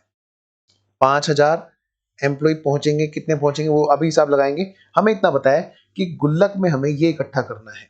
ठीक है, अब इसको इकट्ठा करने का बिल्कुल वैसे ही तरीका जैसे हमने यहाँ पे बनाया था कि हर साल का कितना, तो हम भी क्या करेंगे यहाँ पर हर साल का इसका क्या करेंगे, हम लोग इसका करेंगे क्या, 1/3। ये जो है इसका, ये 3 साल का खर्चा है। जब फर्स्ट ईयर के एंड में होंगे तो हम लोग क्या करेंगे, इसका 1/3 यहाँ पर गुल्लक में इकट्ठा करना चाहेंगे। अब तो बस एक चीज की मल्टीप्लाई हो जाए कि कितने एक्सपेक्टेड एम्प्लॉइज हैं जो हमें वहां पर मिलने वाले हैं। तो बेटे जब हम यहां पर होंगे तो हमारी जो एक्सपेक्टेशन है वो हमारी एक्सपेक्टेशन उसी चीज को लेकर के चल रही होगी जो हमने क्वेश्चंस में सोच रखा था। अभी हमारी एक्सपेक्टेशन तो चेंज नहीं हुई ना, कि नहीं सर।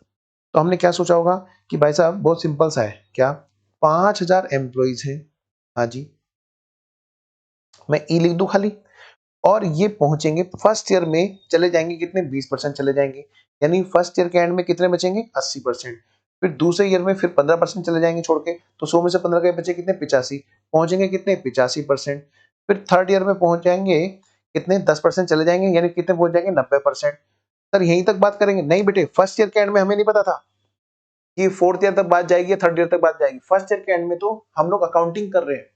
फर्स्ट ईयर के एंड में जब हम प्रोविजन बना रहे होंगे तो हम ये सोच के बना रहे होंगे कि अभी तक तो हमने ऐसा कुछ नहीं लगा कि भाई कंडीशन तीसरे साल में सेटिस्फाई, तो हम तो फोर्थ ईयर एक्सपेक्ट करके चल रहे होंगे, तो हमारी कंडीशन उसी हिसाब से चलेगी। यहाँ पर बेटा कितना, 90%। तो यानी कि इसका मतलब क्या है, हमारी जो इस कैलकुलेशन का जो हिसाब किताब बना यहाँ पर, वो हमारा क्या बना बेटा जी। आइए मैं इस ब्रैकेट के अंदर इस कैलकुलेशन को यहाँ पर लिख करके बता रहा हूं कि हमारे यहाँ पर जो कैलकुलेशन आई फर्स्ट ईयर के एंड में, वो क्या आई? यहां तक की जो हमारी कैलकुलेशन आई वो हमारी क्या आई बेटा? फर्स्ट ईयर के एंड में, जिसको हमें ईसोप में डालना है। यहां पे आई हमारी कितनी आई बेटे? ये आ गई हमारी 34,42,500 हमारी फर्स्ट ईयर के एंड की आई, क्योंकि ये था हमारा क्या? अच्छा, यहाँ पर 1/3 नहीं, सॉरी, यहाँ पर 1/3 नहीं बेटे, 3 साल नहीं बाबा बेटा, यहाँ पे 3 नहीं 4 करना है। ये 4 साल की बात है, जिसमें से ये हमारा कौन सा बेटा? कितने साल हो चुके हैं? 1 ईयर। कितने हो चुके हैं बोलो? 1 ईयर। तब जाके हमारी बात आई कितनी, कि हमें गुल्लक में कितने डालने हैं बेटा जी? इतने डालने हैं। अब हम क्या करेंगे? इसी बात की हम एंट्री करेंगे यहाँ पर। क्या? एम्प्लॉइज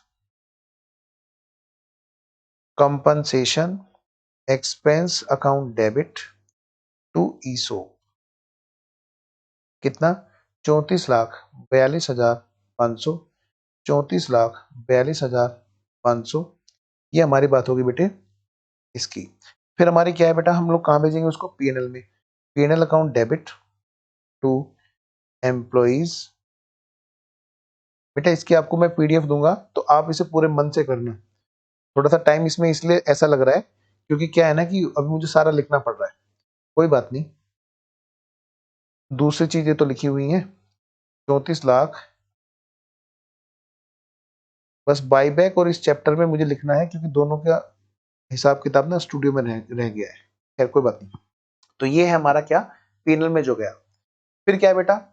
इसके बाद सेकेंड ईयर की बात करते हैं। सेकेंड ईयर में भी हमारी सेम एक्सपेक्टेशन है, ध्यान रखना।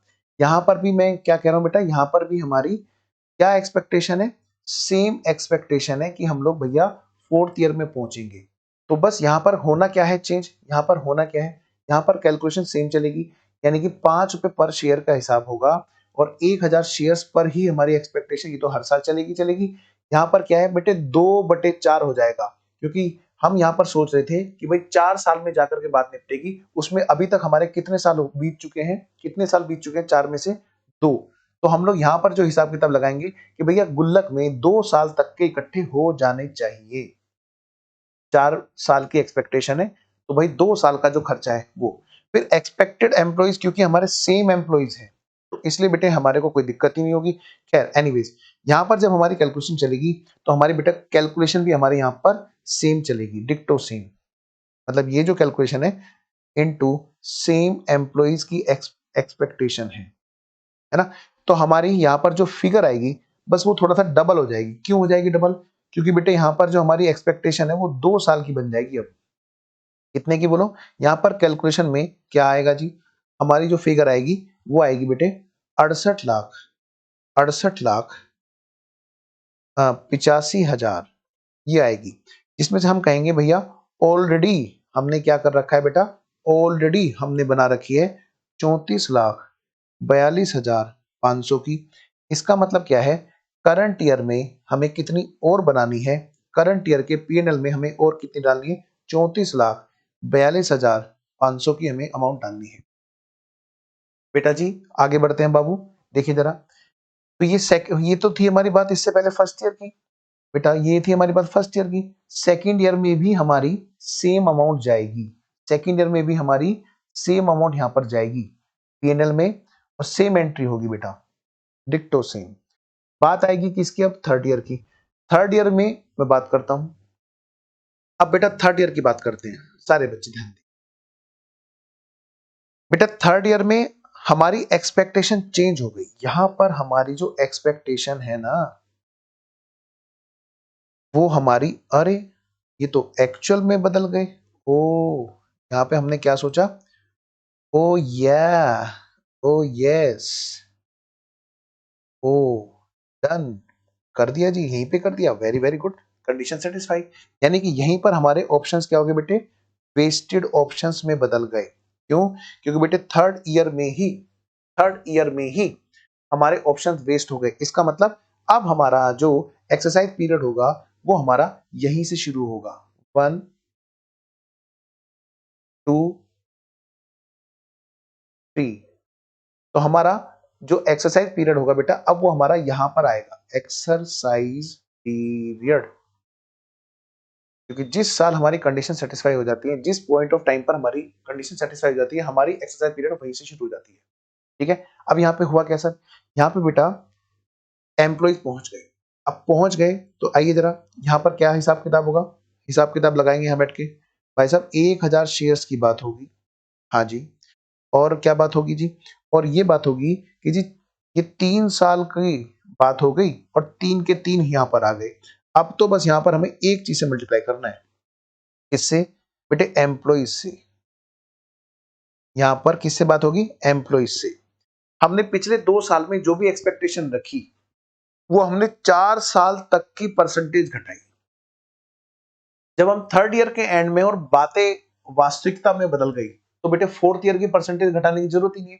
इसका मतलब यहां पर जो हमारी एम्प्लॉइज की जो कैलकुलेशन होगी वो रिवाइज होगी, और वो क्या कैलकुलेशन होगी जी, यहां पर रिवाइज होगी calculation 5000 employees into 80% into 85% second year में, और इंटू 90%।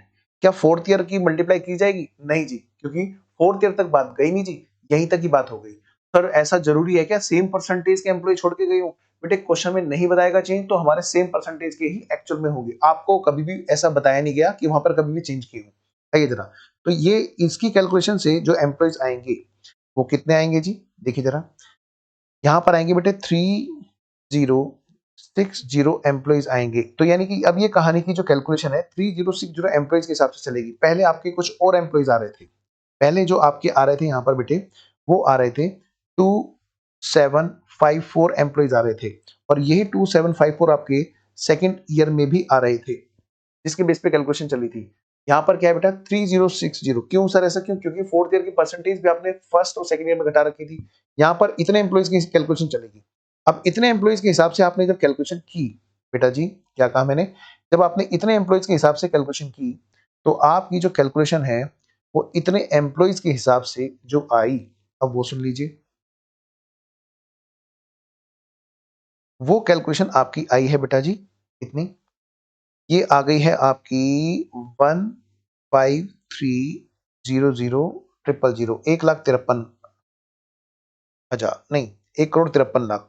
अब आपने कहा भैया ऑलरेडी हमने कितने का प्रोविजन बना रखा है, 68,85,000। ये अगर सॉल्यूशन लिखे हुए होते ना वो स्टूडियो वाले, वो जल्दी काम हो जाता। कोई बात नहीं, हो जाएगा। फिर भी बेटा टेस्ट लूंगा मंडे को, मंडे को क्लास नहीं होगी, मैं आपको पहले बता दूं, मंडे को टेस्ट होगा, ठीक है। चलिए कभी मैं भूल जाऊं, आइए जरा यहाँ पर क्या होगा, अब करंट ईयर में कितना आएगा जी खर्चा, करंट ईयर में हमें 84 कितना, 84 15,000, ये खर्चा हमारा करंट ईयर के पेनल में डाला जाएगा। ये कौन सा ईयर है हमारा, थर्ड ईयर। कौन सा ईयर है बेटा हमारा, थर्ड ईयर। तो थर्ड ईयर में हमारे पेनल में कितना गया, 84,15,000, 84,15,000, 84,15,000, 84,15,000।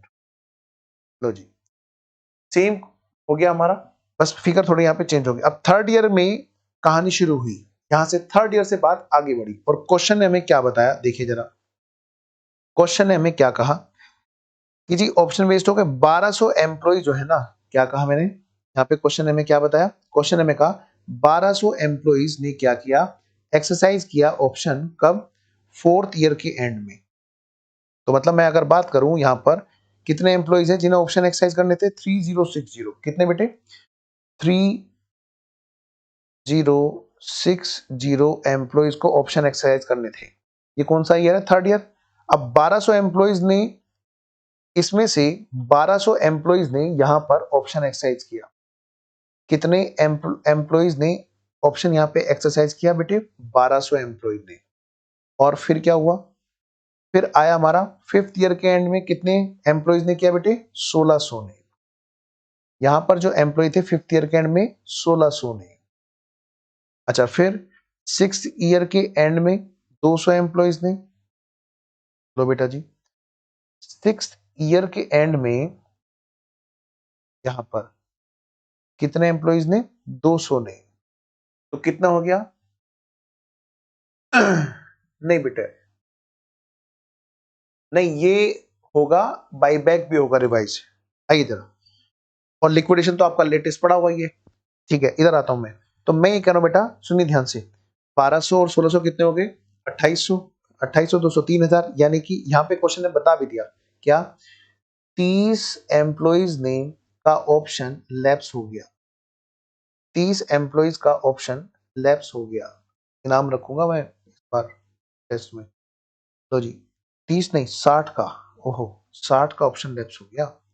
ओके जी, 60 का ऑप्शन लैप्स हो गया। चलिए जी, यहाँ तक बात ओके है। तो अब हम बात करें अगर इसकी बेटा, क्या 1200 एम्प्लॉइज के लिए हम लोग जब यहाँ पर एंट्री कर रहे होंगे, क्या यहाँ पर इनके लिए थर्ड ईयर में, इनके लिए सॉरी इनके लिए फोर्थ ईयर में, इनके लिए फिफ्थ ईयर में, और इनके लिए सिक्स ईयर में, और इनके लिए भी सिक्स ईयर में। ध्यान से मैं यहाँ पर एंट्री बना रहा हूँ। ये कौन से ईयर की एंट्री है? ये कौन से ईयर की एंट्री है? ये पीडीएफ में आपको दे दूंगा। यह है बेटा फोर्थ ईयर की एंट्री। यहाँ पर ऑप्शन एक्सरसाइज किए गए, तो एंट्री क्या होगी? बैंक अकाउंट डेबिट,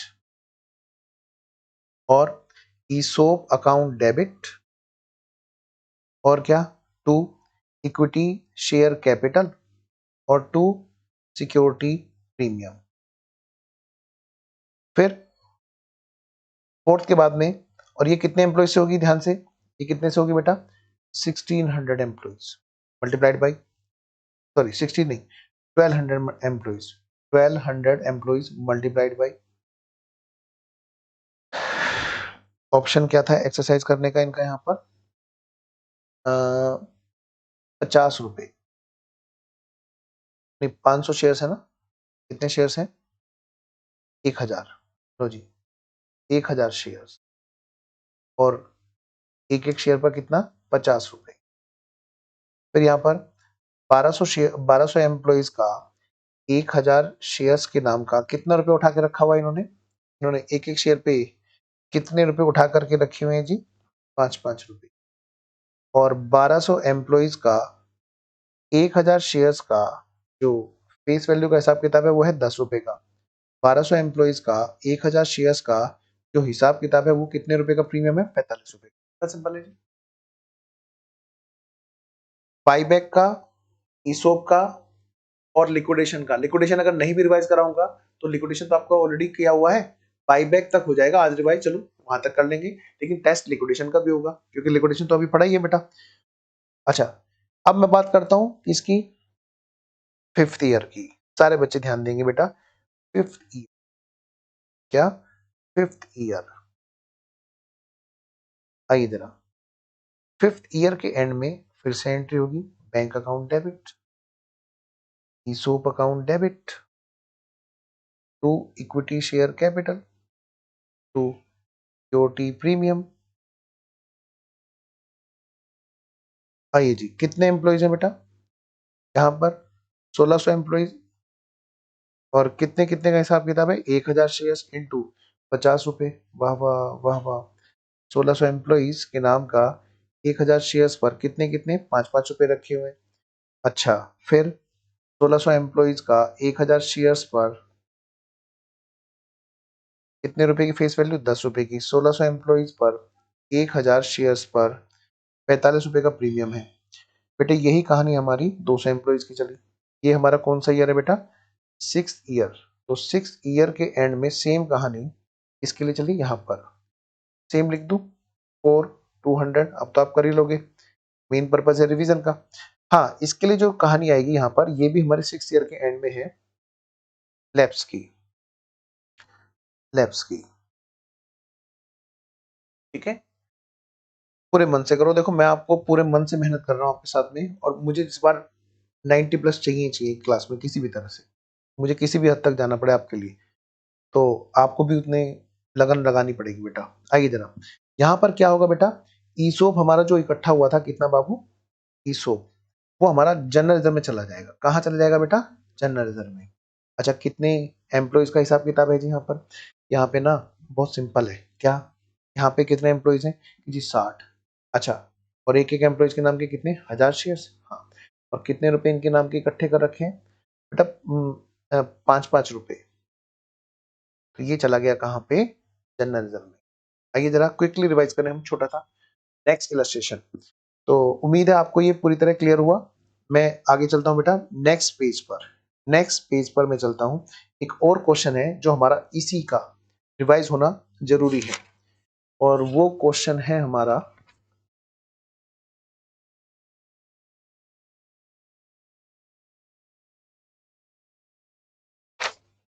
जो रिवीजन वाला क्वेश्चन है।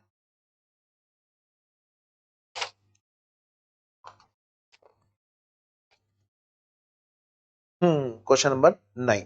आइए बेटा, ये है हमारा नेक्स्ट क्वेश्चन है बेटा, क्वेश्चन नंबर 9।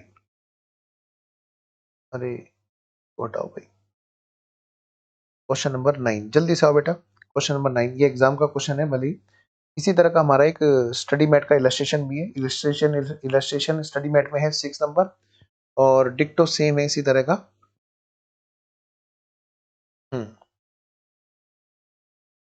देखिए जी, इसको यहीं से करा दूंगा, है ना, सॉल्यूशन तो है ही।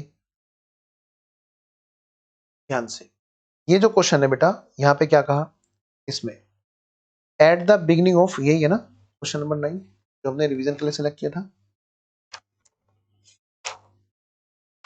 हाँ, ये अपने आप में यूनिक क्वेश्चन है, मतलब खतरा है तो वो इसी में है बस। बेटा क्वेश्चन नंबर 9 क्या कहता है, at the beginning of first year एक कंपनी ने ऑप्शन ग्रांट किए कितने 600, कितने 600 ऑप्शन। तो चार्ट तो बना ही लेते हैं, आइए चार्ट बना लेते हैं, तो उससे थोड़ा सा आसानी रहेगी आपको। आंसर नंबर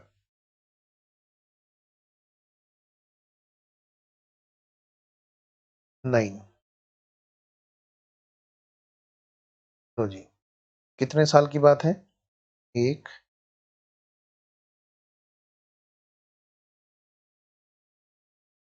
2 3, फिर उसके बाद में आगे 4 5 6, 1 2 3।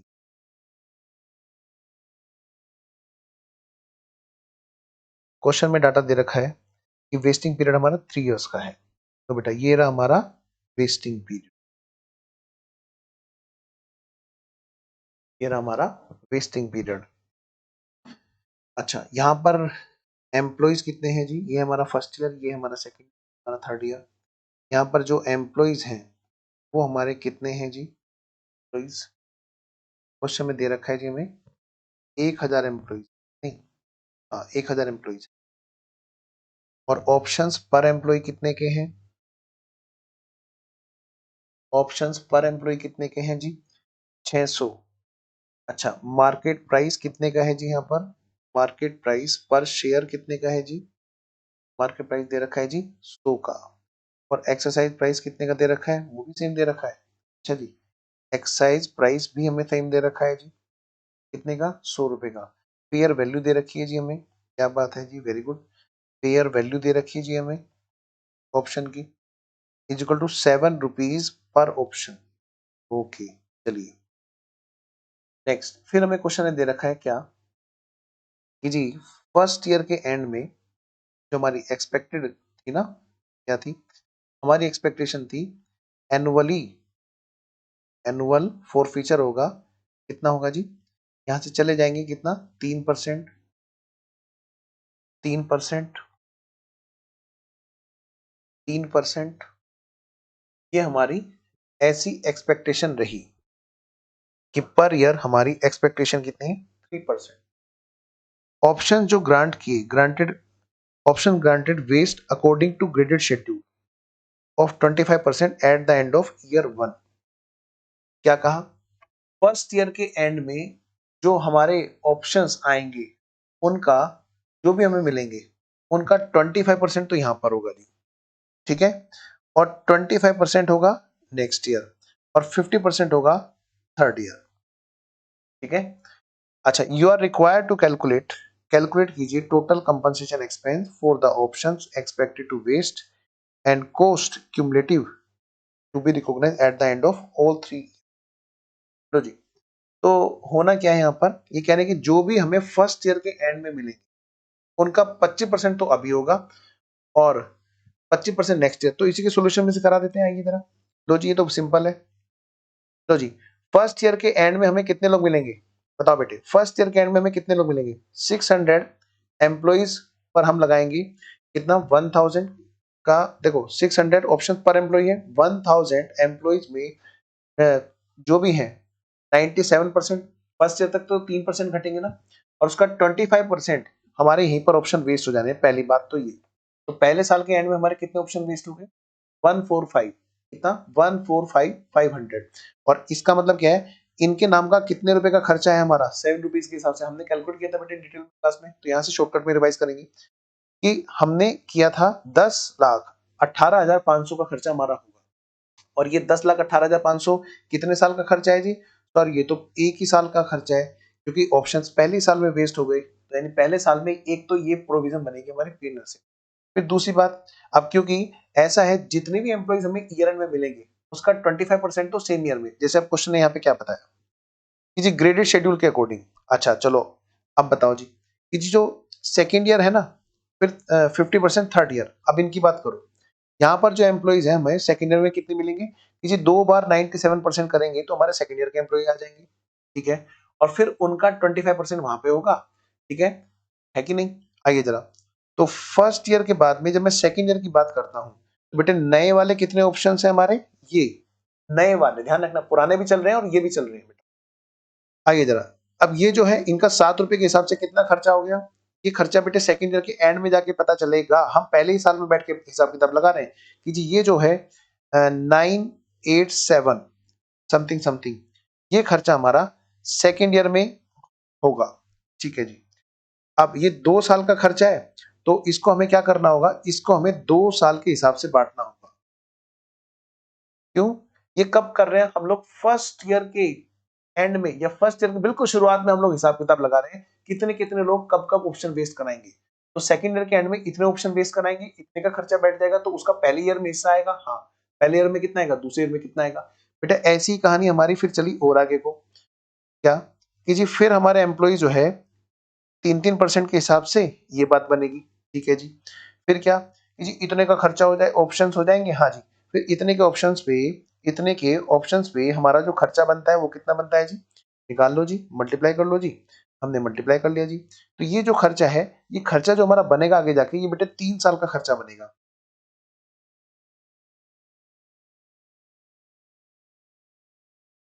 ठीक है, तो इसका मतलब क्या है, देखा जाए तो हमारी कोर्स हर साल की ये आएगी, हर साल की कॉस्ट हमारी ये आएगी, जिसका हमें प्रोविजन बनाना होगा। अगर मैं क्यूमुलेटिव की बात करूं तो हमारी इनको जोड़ते जाइए, करते जाइए, करते जाइए, करते जाइए। चलिए, तो ये आपके लिए रिवीजन हुआ इस वाले चैप्टर का। आइए जरा हम चलते हैं अब नेक्स्ट चैप्टर पे रिवाइज करने के लिए। तो बेटा नेक्स्ट चैप्टर है हमारा कौन सा, बाईबैक। कौन सा चैप्टर बेटा हमारा, बाईबैक। पहले आप मुझे बताओ, ये रिवाइज हो गया, यहाँ तक सही है, किसी बच्चे को कोई डाउट यहाँ तक, आओ जी। चैप्टर है हमारा, न्यू चैप्टर है हमारा जो रिवाइज करने वाला है, वो है बेटे बाई बैक। क्या कहा मैंने बेटा, बाई बैक ऑफ शेयर्स। और बेटा ये किसका है बेटा, ये इक्विटी शेयर्स का चैप्टर है। किसका चैप्टर है बोलो, इक्विटी शेयर्स का। इस चैप्टर में ध्यान रखना, इस चैप्टर में जो खास बात है वो क्या है, पहले एक बार इस चैप्टर का नाम पढ़ो। इसमें 2 पॉइंट है बेटे, कितने, 2 तरह की वैरायटी है क्वेश्चन की, 2 तरह की वैरायटी है क्वेश्चंस की। एक तो इसमें जो क्वेश्चंस हैं वो है बाईबैक से रिलेटेड, एक तो जो इसमें क्वेश्चंस हैं वो किससे रिलेटेड है बेटे, बाईबैक से रिलेटेड, जहां पर बाईबैक की बात कही गई है।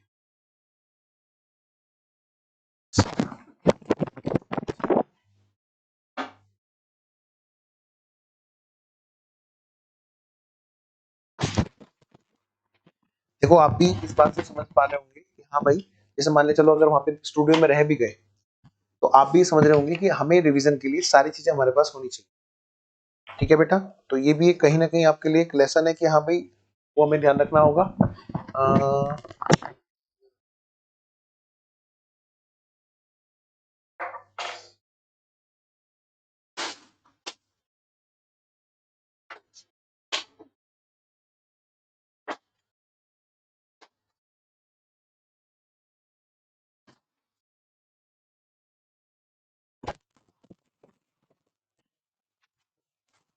चलिए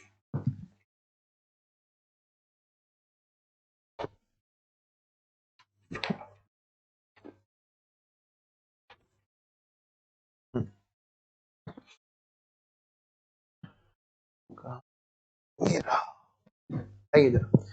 बेटे बायबैक ऑफ शेयर्स में देखिए इसमें थ्योरेटिकल है कुछ पार्ट कंडीशन वाला, वो हम ध्यान रखेंगे। इसका नाम क्या है? Buyback of shares and differential rights.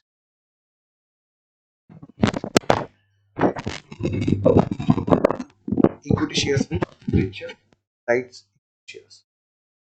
ठीक है, तो ये दो चीजें बेटे यहाँ पर, यानी कि हमारे यहाँ पे जो इस चैप्टर में जो क्वेश्चन बनते हैं वो दोनों से बनते हैं। एक तो बेटे बायबैक से रिलेटेड क्वेश्चन बनते हैं यहाँ पे,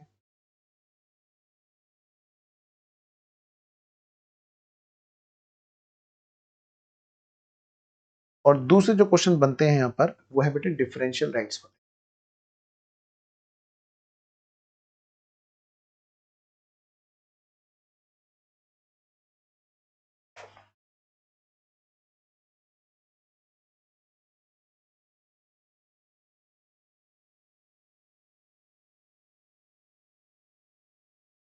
नहीं बेटा, ठीक है, आइए इधर।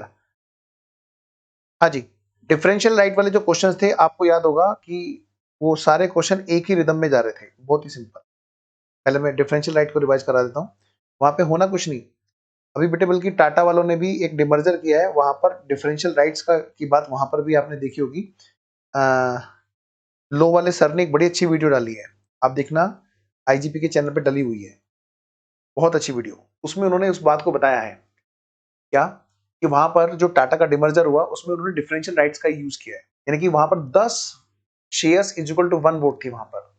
ठीक है ना, आइए जरा, यहाँ जो क्वेश्चन है हमने याद है क्वेश्चन किए थे यहाँ पर, हमने कुछ नहीं किया यहाँ पे हमने सिर्फ एक चीज करी, क्या हमने यहाँ पर वेट निकाले थे, क्या जितनी भी इनकी वोटिंग पावर है हमने उसके क्या किया था, वेट निकाले थे। जैसे यहाँ पर इस क्वेश्चन की मैं बात करूं, ये वाला क्वेश्चन आपने किया था, आप एक बार फटाफट से इस क्वेश्चन को पढ़ो, जल्दी से इस क्वेश्चन को पढ़ेंगे। आप लोगों ने ये क्वेश्चन किया था,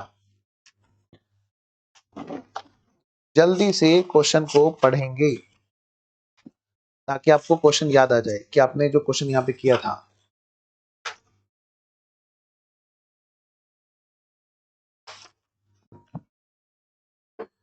हाँ जी, ये कंपनी है, इसमें कौन कौन है बेटा? ए, देखो, explain the meaning of equity shares with differential rights.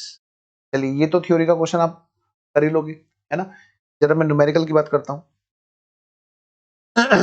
हालांकि देखो ये रहा, हमने लिख रखा है यहाँ पर डिफरेंशियल राइट्स के लिए, इसको रीड कर देता हूँ। Company can issue equity shares with differential rights subject to fulfilment of certain condition. याद करो कि कंट्रोलिंग कहीं छूट ना जाए, इसलिए वोटिंग पावर को दो तरह की कैटेगरी के शेयर्स में डिवाइड किया था इक्विटी के, क्योंकि इक्विटी के साथ वोटिंग पावर होती है, लेकिन वहां पर फिर वोटिंग पावर को ना क्लासिफाई कर देते, एक है जो हैवी वोटिंग पावर वाले, एक है जो लेस वोटिंग पावर वाले। तो वहां पर नंबर ऑफ शेयर्स भले ही हमारे पास कम हो, लेकिन उनकी वोटिंग पावर ज्यादा होती थी, और दूसरे होते थे वो शेयर्स जहां पर वोटिंग पावर कम रहती थी।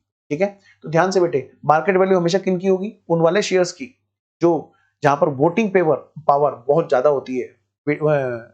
आपको ध्यान रखना होगा कि मार्केट में आपका डिपेंड करता है कि आपको क्या चाहिए। अगर आपका पर्पस सिर्फ ये है कि आप एक इन्वेस्टमेंट का व्यू रखते हैं, बस भाई पैसा लगा दिया, हमें वोटिंग वोटिंग से कोई मतलब नहीं, ये लोग बड़ा अच्छा काम कर रहे हैं, हमें वोटिंग पावर कहीं यूज नहीं करनी, तो ऐसे में क्या होता है, हम दूसरे तरह के शेयर्स, क्लास बी वाले शेयर्स खरीदते हैं, जहां पर क्या होता है कि voting power 1 share is equal to 1 vote होती है। लेकिन जो शेयर्स ऐसे होते हैं बेटा, जहां पर हमें लगता है कि सामने वाले बिजनेस पे हमें कंट्रोल भी रखना है, हमें ये बड़ा अच्छा बिजनेस लगता है, तो हम उसके ज्यादा से ज्यादा शेयर्स खरीदना चाहेंगे ताकि हम उसकी ज्यादा से ज्यादा वोटिंग पावर खरीद पाए। तो ऐसे केस में हम लोग हमारा हमेशा टारगेट क्या रहता है कि वोटिंग पावर वाले ऐसे शेयर्स खरीदें जहां पर क्लास ए वाले शेयर्स हो, जिसमें एक शेयर की वोट काफी होती है, 10-10 वोट, 20-20 वोट के बराबर होती है। ठीक है, अब जैसे कोई भी कंपनी दूसरी कंपनी को खरीद लेती है, वो कैसे खरीदती है? हालांकि आप लोग आगे पढ़ेंगे एक चैप्टर अमालगमेशन, एक और चैप्टर पढ़ेंगे जहां पर एक कंपनी दूसरे पर होल्ड कर लेती है, उसके 50% से ज्यादा शेयर्स खरीद के, उसकी वोटिंग पावर पे होल्ड करके, तो वो क्लास ए वाले शेयर्स की तरफ भागते हैं वो सब लोग। इसीलिए मार्केट में क्लास ए वाले प्राइस ज्यादा रहता है।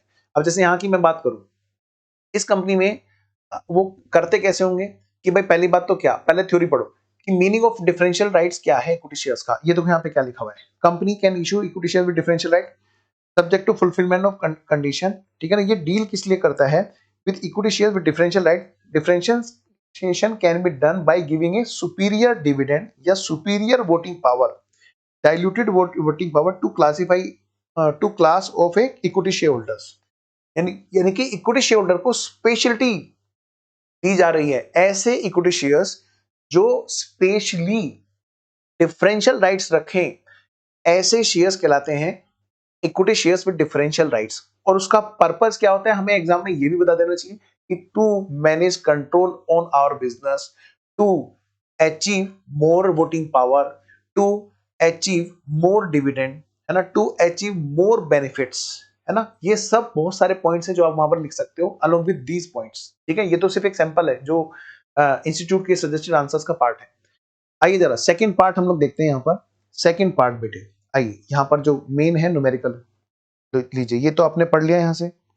ये है बेटा न्यूमेरिकल, जैसे एक कंपनी है ए बी सी डी, इनके होल्ड होते हैं कितने इक्विटी शेयर्स, किस रेशो में? इस रेशो में। एम एन ओ पी ये लोग हैं, इनके पास कितने कितने रेशो है बेटा? 40, 20, 30 और 10। ठीक है, हमने क्या किया, सबसे पहले ये देखा कि ये जो शेयर्स हैं ये ओवरऑल उसका कितना उनका वोटिंग राइट है। ये रहा जी, हाँ कितना कितना है इनका होल्ड?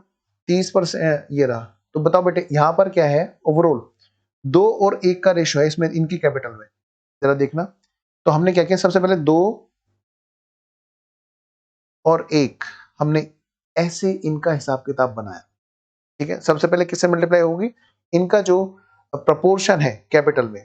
ठीक है, फिर दूसरी बात कैसे पता चला सर? बेटा देखो, इक्विटी शेयर कैपिटल कितने रुपए की है? 100 लाख रुपए की। प्रेफरेंस शेयर कितने का है बेटा? 50 लाख का। यानी कि मैं कह सकता हूँ उसको, इसको ऐसे बोल सकता हूँ, ये डबल है, इक्विटी 2 है तो प्रेफरेंस हमारा 1 है। यानी कि कैपिटल में जितना प्रपोर्शन है हमारा 2/3 और 1/3, ये दोनों का वेट आ गया। सबसे पहले कैपिटल का वेट आ गया, फिर हमने मल्टीप्लाई किया इनके इंटरनल वेट्स। क्या यहाँ पर जैसे ए बी सी डी है इक्विटी शेयर होल्डर्स, हाँ जी ये रहे जी हमारे इक्विटी शेयर होल्डर्स। तो A B C D equity share holder है, इनका जो अपना इंटरनल प्रपोर्शन है हमने क्या किया, सीधा सीधा उससे मल्टीप्लाई कर दिया, बस ये रहा अपना इनका इंटरनल प्रपोर्शन 30 30 30 और 10। फिर बात आई किसकी? प्रेफरेंस शेयर होल्डर्स की। बेटे इनका अपना प्रेफरेंस शेयर होल्डर्स का अपना वेट है, ध्यान से। तो प्रेफरेंस शेयर होल्डर्स पे बात करते हैं। प्रेफरेंस शेयर कैपिटल जो है इनका अपना इंटरनल वेट दिया होगा क्वेश्चन में। मतलब ये क्वेश्चन तो ना ऐसे आ रहे हैं कि इस पे दिमाग लगाने की जरूरत ही नहीं है, सीधा सीधा एक बार कैपिटल का वेट, एक बार उनका इंटरनल परसेंटेज का वेट, और हमने इनका मल्टीप्लाई करके इनका अपना एक रेशो देख लिया, और इसी रेशो को हमने परसेंटेज में बता दिया। इसी को हम बोलते हैं कि वोटिंग राइट की परसेंटेज, ओवरऑल वोट्स का कितना परसेंट किस किस वोटर के पास में है, डिफरेंशियल वोटिंग राइट्स, ये हमें कैलकुलेट करने को आ रहा है। हर बार एग्जाम में यही क्वेश्चन, इसी तरह का क्वेश्चन आ रहा है। मुझे प्लीज एक बार ये बताएं डिफरेंशियल राइट ओके है कि नहीं। फिर बाईबैक वाला पार्ट में लेके चलता हूं, उसमें थोड़ा थ्योरी कंटेंट भी है, इसलिए मैंने पहले इसको करा लिया। प्लीज मुझे जल्दी से बताएं ये बात ओके है? डिफरेंशियल राइट्स मतलब इसमें हमारा क्या फॉर्मूला बना? अगर मैं देखूं, यहां पर हमारा क्या फॉर्मूला बना?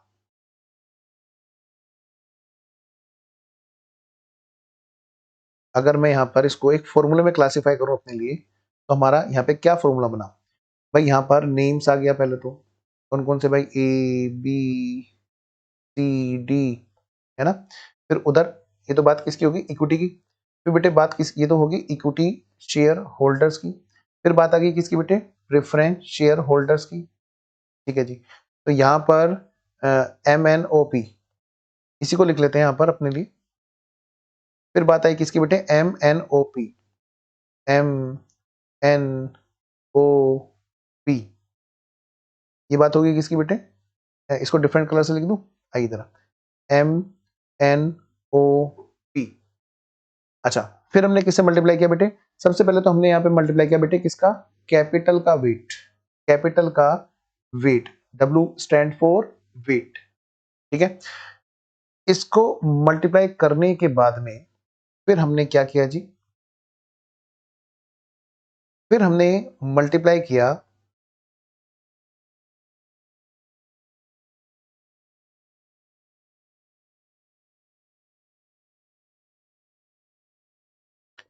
बेटे शेयर्स का वेट। किसका वेट किया हमने? किसका वेट हमने मल्टीप्लाई किया? शेयर्स का वेट। बेटा क्वेश्चन की ना हमें बड़ी अच्छी कमांड होनी चाहिए इस पॉइंट ऑफ टाइम पर, और तभी हम लोग अपने ना एग्जाम में अच्छे से मार्क्स अचीव कर पाएंगे। तो इसके लिए हमें क्या करना चाहिए? अपने कॉन्सेप्ट को लिख लेना चाहिए, साथ साथ में क्या है, कोई रिविजनरी क्वेश्चन हो उसको सेलेक्ट करते रहना चाहिए। जैसे आपने ये वाला क्वेश्चन रिवाइज किया, एक दो क्वेश्चन वो सेलेक्ट कर लो, दो क्वेश्चन से ज्यादा मत करना, क्योंकि ये क्वेश्चन बहुत ही लाइट क्वेश्चन होते हैं। आइए जरा, फिर हमने मल्टीप्लाई किससे किया जी? हमने मल्टीप्लाई किया प्रपोर्शन, किस चीज का? Percentage, proportion in shares. मतलब बेटे हमने शेयर्स का जो प्रोपोर्शन है ना उसका हमने वेट मल्टीप्लाई किया।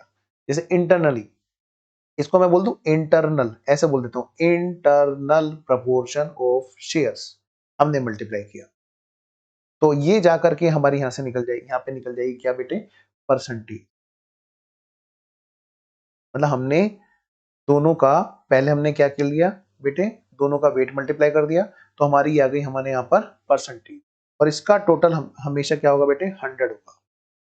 तो ओवरऑल वोट्स में कितना इक्विटी, किस पार्ट पे इक्विटी दे सकते हैं, किस पार्ट पे प्रेफरेंस दे सकते हैं, ये हमारी यहाँ पर आ गई बात। दूसरी बात, प्रेफरेंस के सारे मैटर पे आ जाएंगे? नहीं, प्रेफरेंस को वोटिंग राइट तभी मिलेगा जब उनके साथ में कुछ गलत हुआ होगा, जैसे उनका डिविडेंड नहीं दिया जा रहा उनका टाइम से, इस तरह का कोई डिफॉल्ट रहा होगा, तब जाकर उनको वोटिंग राइट, वोटिंग में हिस्सा मिलेगा, अदरवाइज उसको हिस्सा नहीं मिलता है, इक्विटी को ही मिलता है। हाँ, या फिर प्रेफरेंस से रिलेटेड कोई डिस्कशन हो रहा हो तो उस पर आता है। तो अदरवाइज क्या है, अगर टोटल वोटिंग राइट में इसकी हिस्सेदारी होगी, कब होगी? जब डिफॉल्ट पर होगी कंपनी प्रेफरेंस के लिए, तो तब जाकर के हमारी ये कहानी बनती है। खैर, हमारा तो क्वेश्चन देता है जी कि बताओ इसमें परसेंटेज बताओ, तो हमें परसेंटेज ऐसे निकालनी होती है। Now come to the point. ये जो क्वेश्चन है बाईबैक वाले क्वेश्चन, इन क्वेश्चन की बात सुनो बेटा। यहां पर हमारे दो तरह के चीजें हैं, दो तरह का प्रोपोर्शन है यहां पर क्वेश्चंस का। सबसे इंपॉर्टेंट यहां पर जो है वो है, पहली बात तो थ्योरी, दूसरी बात यहां पर मैक्सिमम नंबर ऑफ शेयर्स में निकालने। क्या निकालने बेटा? मैक्सिमम नंबर ऑफ शेयर्स जो हम लोग बाईबैक कर सकते हैं। क्या कहा मैंने?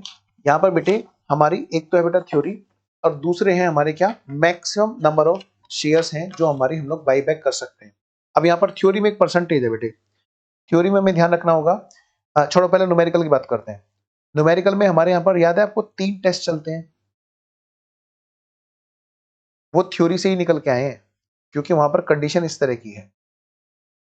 कौन कौन से टेस्ट चलते हैं? Number 1, test number 1, test 1, test 2, test 3। पहला टेस्ट आउटस्टैंडिंग शेयर्स टेस्ट। इसमें क्या था बेटे? जितने भी हमारे नंबर ऑफ शेयर्स हैं, नंबर ऑफ शेयर्स में मल्टीप्लाई हम लोग करते हैं किसका? 25%, ज्यादा से ज्यादा। फिर दूसरा था हमारा क्या? बोलो बेटा, रिसोर्स टेस्ट। याद आ रहा है कि नहीं याद आ रहा है? दूसरा है हमारा क्या? Resource test. दूसरा है हमारा रिसोर्स टेस्ट। यहां पे क्या था बेटा? जो हमारी इक्विटी है, इक्विटी और इक्विटी शेयर कैपिटल में फर्क है। इक्विटी का 25% मैक्सिमम होगा, और उसको मैं डिवाइड करूंगा किससे? बाईबैक प्राइस से, बाईबैक पर शेयर वाले प्राइस से। तो यहाँ पे नंबर ऑफ शेयर्स आ जाएंगे। ध्यान रखना, ये जो टेस्ट चल रहे हैं किसके चल रहे हैं? मैक्सिमम नंबर ऑफ शेयर्स निकालने के। तो यहाँ पर बड़ा सिंपल सा था, बाईबैक के लिए हमें यहाँ पे क्या करना है बेटा? हमें रिसोर्स यूज करना है। रिसोर्स मतलब कि वहां पर हमारी जितनी भी इक्विटी है, हमें क्या करना है बेटा? उस इक्विटी का परसेंटेज हमें यहाँ पे अप्लाई करना होता है। सर वो क्या था रिसोर्स, एक बार याद दिला दो। आइए जरा, रिसोर्स क्या था जी यहाँ पे? रिसोर्स,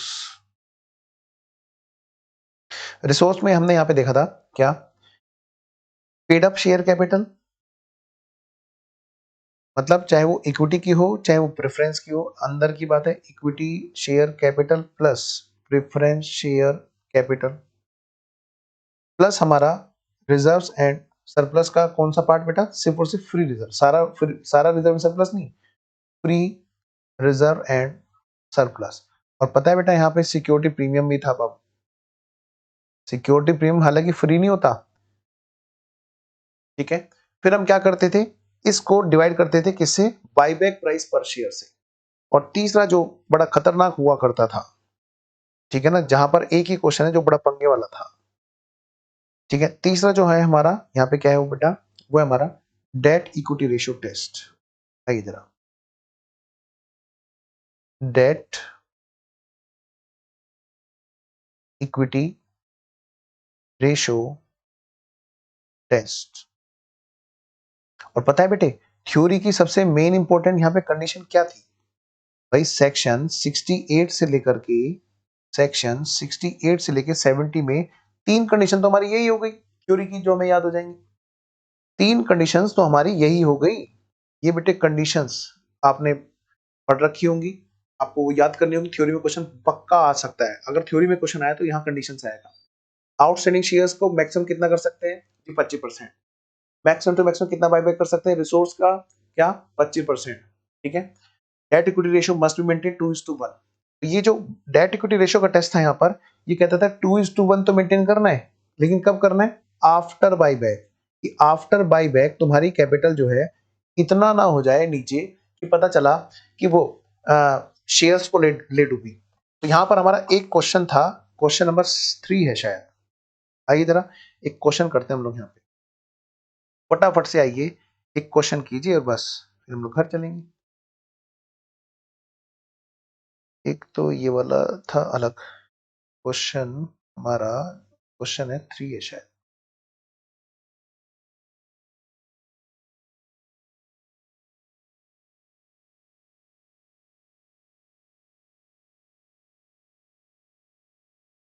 बच्चे खुश हो रहे हैं कि लिक्विडेशन रिवाइज नहीं हुआ। लास्ट में जाते जाते मुझे बस 2 मिनट चाहिए, चिंता मत करो, तुमने पढ़ रखा है ऑलरेडी। ये है जी क्वेश्चन नंबर 3। वाह वाह वाह वाह वाह वाह, ये तो 7 है।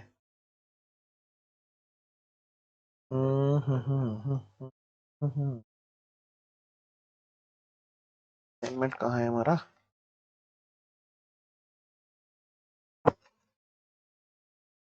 खैर बाकी सब तो जो आगे के जो चैप्टर्स है ना, उनके तो नोट्स मेरे पास में यहीं पे सेव है, लेकिन वो जो क्वेश्चन है पिछले चैप्टर्स तक के वो वहीं पे ही है। कौन सा क्वेश्चन है बेटा वो रिवीजन वाला जो मैंने आपको कहा था? सर टाइमिंग देख लेना, नेक्स्ट क्लास भी है। हाँ मुझे पता था तुम प्रेशर डालोगे टाइमिंग का। बस एक मिनट रुक जाओ।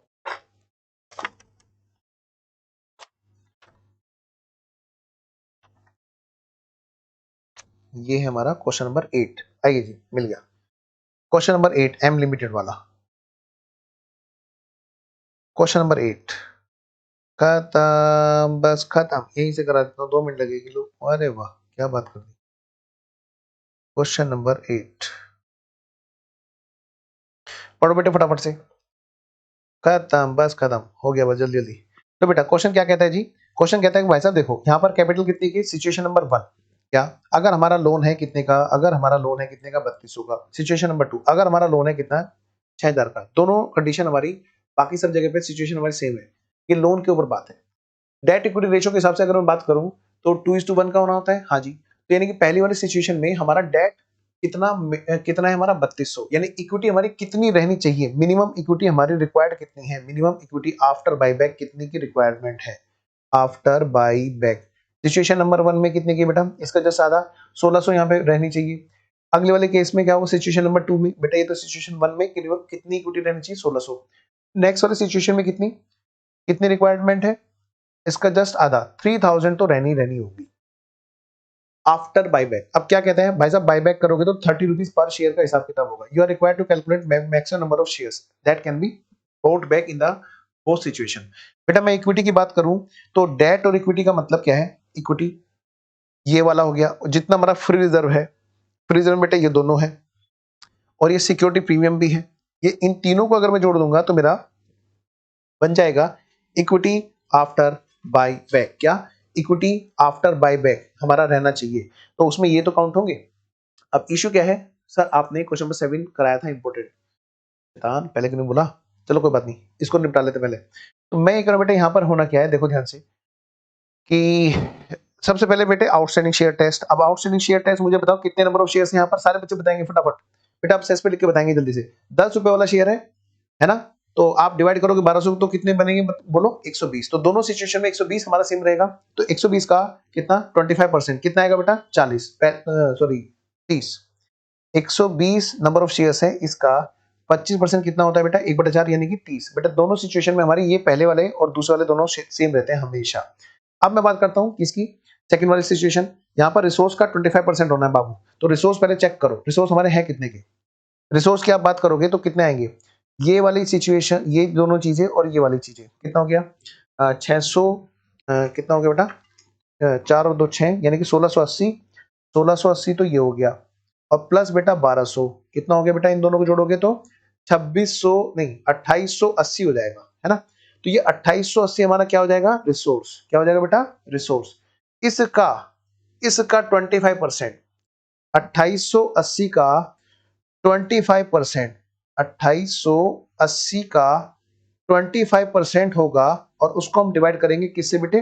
30 रुपीज से, क्योंकि ये हमारा बाई बैक प्राइस है। तो ये हमारा जो आएगा बेटा जी, that will be our what number, maximum number of shares, वो हमारे ये आ जाएंगे। और ये पता है ये बेटे दोनों केसेस में, दोनों सिचुएशन में सेम रहेंगे। फर्क आएगा सिर्फ एक जगह पर, यहाँ पर ये जो थर्ड वाली कंडीशन है।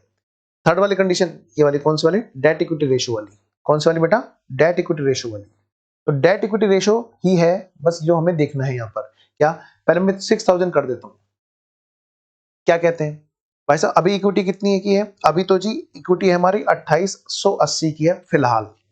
और 6000 अगर हमारा लोन है तो मिनिमम कितनी की रिक्वायरमेंट है सेकंड वाली सिचुएशन में? कि मिनिमम 3000 की। कह रहे हैं यहाँ पे तो कर मत देना, कर मत देना यहाँ पे बाई बैक। जो हमारी तीसरी कंडीशन है हमारी यहाँ पर बेटे क्या आ जाएगी? हमारी यहाँ पर जीरो आ जाएगी। क्यों आ जाएगी? क्योंकि यहाँ पर बेटे ऑलरेडी यहाँ पर इक्विटी कम है। तो यानी कि इन तीनों में से जो कम है वो क्या आ जाएगी? हमारी ये वाली नील। अब यहाँ पे बात करते हैं 32। ये 32 कैसे आया? बस ये तीसरी हमारी हो जाएगी तो हमारा क्वेश्चन यहाँ पे रिवीजन पूरा हो जाएगा। क्या? यहाँ पे हम बात करें डेट इक्विटी रेशियो की, तो यहाँ पर होगा क्या बेटे? जब इक्विटी होगा तो इक्विटी के केस में क्या होगा बेटे? यहाँ पे इक्विटी बनाते हुए हमारे को देखो ये कंडीशन, इक्विटी बनाते हुए हमें ध्यान रखना होगा कि आफ्टर जब हम लोग सीआरआर क्रिएट करेंगे तो सीआरआर क्रिएट करने के बाद में हमारा फ्री रिजर्व दोबारा से सीआरआर में काउंट नहीं होगा। देखिए यहां पर हमारी इक्वेशन बनेगी, ठीक है ना? और देखिए जरा प्रेजेंट में कितना है? 2880। फ्यूचर इक्विटी कितनी रिक्वायर्ड है हमारे? आइए जरा देखिए जरा, यहां पर हमने क्या माना था बेटे? ये रहा, मान ले वो एक्स अमाउंट है जो हम सीआरआर में ट्रांसफर करेंगे, ठीक है? याद है? इसको माइनस करेंगे 1600 तो हमारी क्या आ जाएगी बेटा? वाई। वाई हमारी क्या है? हमारी ये रही मैक्सिमम परमिटेड बाईबैक अमाउंट, ठीक है? फिर इसके बाद में क्या होगा बेटा? हमारा यहाँ पर एक्स और वाई की वैल्यू निकल जाएगी, जिसकी बेस पर हमारा क्या हो जाएगा? हमारा ये 32 यहाँ पर आ जाएगा नंबर ऑफ शेयर्स जो हमने ये निकाला। इन तीनों में से जो कम होगा that will be your minimum maximum buyback, ठीक है? वो इक्वेशन तो आप सोल्व कर ही चुके होंगे। आइए जरा एंट्री रिवाइज करा देता हूँ फटाफट से। सबसे पहले एंट्री होगी बाईबैक के ड्यू होने की, बाईबैक ड्यू। दूसरी एंट्री होगी बेटे बाईबैक में ये नहीं, ये नहीं है। सबसे पहली एंट्री होगी बेटे हमारी किसकी? बाई बैक ड्यू की एंट्री होगी। नंबर 1 एंट्री हमारी होगी जनरल एंट्रीज। पहली एंट्री होगी बेटे बाई बैक ड्यू की। दूसरी होगी बेटे हमारी सोर्स की। सोर्स यहाँ पे बेटे दो में से कोई एक या फिर दोनों। पहली एंट्री होगी equity share capital account debit, बेटे premium payable on buy back account debit to equity share holders, हमारी टोटल अमाउंट। फिर हमारा बेटे सोर्स में हमारी बात हुई क्या?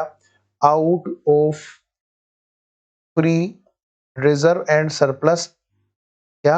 Out of free reserve and surplus and क्या? And security premium. बेटा यहीं पे क्वेश्चन मिक्स थे हमारे किसके, प्रेफरेंशियल रिडम्पशन के भी, बस उसमें इसमें क्या फर्क था, सिक्योरिटी प्रीमियम नहीं था। आउट ऑफ न्यू इशू, तो हमारी एंट्री क्या हुई थी बेटे, यहाँ पर फ्री रिजर्व अकाउंट डेबिट, और क्या बेटा, security premium account debit to CRR, इधर हमारा bank account debit to new share capital. बेटा डिफरेंस या तो इधर होगा या उधर होगा, आपको पता है, मैंने आपको बताया था। फिर लास्ट 2 एंट्रियां और करके हम क्लास ओवर करते हैं। 2 एंट्री हमारी और बच रही हैं बस छोटी सी, क्या, नंबर 3rd एंट्री थी हमारी, क्या, right of premium payable on buy back. बेटा साथ साथ में क्वेश्चन हमारे प्रेफरेंस शेयर्स के भी चले थे, बस वहां पर एंट्रियां बदल जाती थी, बाय बैक के बजाय रिडम्पशन आ जाता था। हम एंट्री करते थे क्या, यहाँ पर फ्री रिजर्व अकाउंट डेबिट, और क्या security premium account debit to premium payable on buy back. बस हमें ये ध्यान रखना होता कि जब प्रीमियम पेबल ऑन रिडम्पशन को हम लोग राइट ऑफ करेंगे तो वहां पर हमारा प्रीमियम यूज नहीं होगा, अगर सेक्शन 133 वाली कंपनी है तो, और कुछ ना बोले तो हम लोग उसी को मानते थे। प्रीमियम पेबल ऑन रिडम्पशन के बाद में, बायबैक के बाद में अगला है हमारा पेमेंट। थोड़ा सा टाइम का प्रेशर है तो कोई नहीं,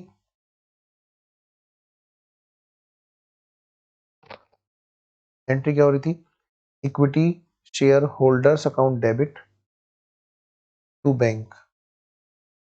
फिर भी अगर आपको कोई लगे, कोई डाउट है तो आप प्लीज आप उसको पूछ लेना, है ना। मैं क्लास ओवर करता हूँ क्योंकि आपकी नेक्स्ट क्लास भी 5 मिनट के बाद में, 5 या 10 मिनट के बाद में। तो चलिए जी, लिक्विडेशन तो आपने रिवाइज कर ही रखा है, तो मेरी तरफ से क्लास ओवर है, पर मैं अभी यहाँ पर फटाफट से 5 मिनट में लिक्विडेशन रिवाइज करा रहा हूँ जो हमने कर रखा है। तो जिन बच्चों को क्लास छोड़नी हो छोड़ दे, कोई दिक्कत नहीं, 5 मिनट मुझे चाहिए, 5 मिनट के अंदर अंदर मैं आपका लिक्विडेशन रिवाइज कराना चाहता हूँ, ठीक है।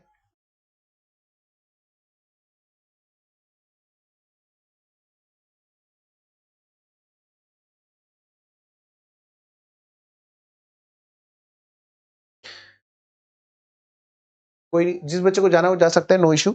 मैं तो भाई 5 मिनट के अंदर अंदर ये रिवीजन पूरा कराना चाहता हूँ लिक्विडेशन वाला। लिक्विडेशन के अंदर बेटे हमने पढ़ा था क्या, कि 2 पार्ट है यहाँ पर थ्योरी के। देखो हमने पढ़ी रखा है लिक्विडेशन, तो जिसे नहीं करना वो मत करना, मैं ये बस काम पूरा करना चाहता हूँ। ये रिकॉर्डिंग हमारी ऐप पे रहेगी आपके लिए। लिक्विडेशन में 2 पार्ट है, एक तो थ्योरी का पार्ट है, दूसरा न्यूमेरिकल वाला। न्यूमेरिकल में हमारे यहाँ पे 3 तरह के क्वेश्चन बनेंगे, liquidator finance statement of account और लिक्विडेटर स्टेटमेंट ऑफ अफेयर्स, और तीसरा हमारा बनेगा बिलिस कंट्रीब्यूटरीज। यहाँ पे मैंने आपको बताया था, एक चार्ट बनवाया था कि भाई यहाँ पे सबसे लास्ट की सिचुएशन होती है, 2 तरह के लिक्विडेशन होते हैं, वॉलंटरी और क्या, मैंडेटरी। वॉलंटरी में क्या होता है, डायरेक्टर खुद जाता है और स्टेटमेंट ऑफ अफेयर्स के साथ में वो बना करके लेके जाता है डेफिशिएंसी अकाउंट भी। और मैंडेटरी में क्या होता है कि कोर्ट सीधा सीधा, मंडे क्लास नहीं है, मंडे नहीं है बेटा, ठीक है, मंडे टेस्ट है आपका। टेस्ट कैसे होगा, मैं आपको ऐप पे टेस्ट डलवा दूंगा, ठीक है, और 2 घंटे बाद उसका सोल्यूशन आ जाएगा जब आप टेस्ट दे चुके हो। कम टू द पॉइंट, अब मैं बात पूरा करना चाहता हूं ताकि आपका टाइम वेस्ट हो। मैंडेटरी होगा तो कोर्ट खुद भेजेगी लिक्विडेटर को, ठीक है ना, या फिर दूसरा केस होगा वॉलंटरी, तो एस्टिमेट आने के बाद में फिर कोर्ट भेजती है लिक्विडेटर को, लिक्विडेटर बनाएगा फाइनल स्टेटमेंट ऑफ अकाउंट, ठीक है। यहाँ पर क्या होगा, यहाँ पे मेन चीज जो ध्यान रखने की थी वो क्या थी हमारी, कि भैया प्रेफरेंशियल क्रेडिटर्स, ठीक है ना, उससे पहले क्या, पेमेंट्स का सीक्वेंस। पेमेंट का जो सीक्वेंस रहेगा वो सबसे पहले क्या रहेगा बेटा, यहाँ पे लीगल चार्जेस का, फिर लिक्विडेटर के रेमुनेशन का, फिर शो करने के लिए फ्लोटिंग चार्ज को पहले शो किया जाता है, जिसमें मोस्ट ऑफ द केस में आपको डिबेंचर मिलेंगे। डिबेंचर के केस में ध्यान रखने वाली बात है, इंटरेस्ट हमारा जो होगा वो एक्चुअल डेट ऑफ पेमेंट तक जाएगा, ठीक है। एक क्वेश्चन हमारा पुराना मई 2010 का है, मई 2010 का है, मई 2010 का एक क्वेश्चन पुराना है, वो मैंने आपको छुड़वा दिया था, क्यों, वहां पर वो पुराना है, उसमें interest actual date of payment तक का नहीं ले रखा था। आइए जरा सेम टाइम पे होगा जो हमारी क्लास का टाइम है।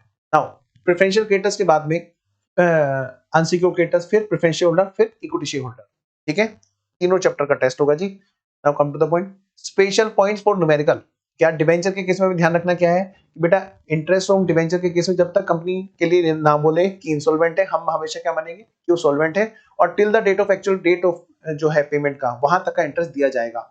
Director fee, salary, bank overdraft, telephone bill वगैरह पेबल टू गवर्नमेंट है, ये नहीं माने जाएंगे सिक्योर्ड। पता चला इनको सिक्योर्ड मान ले। ठीक है ना, आपको याद होगा कि एक केस है बस, जब टैक्स पे किया जाएगा तो कैसा भी टैक्स हो वो प्रेफरेंशियल होगा। ठीक है ना, तो इलेक्ट्रिसिटी वाला टैक्स जाएगा तो प्रेफरेंशियल होगा, वैसे होगा तो नहीं। ठीक है, आई जरा, इलेक्ट्रिसिटी चार्ज नहीं होगा।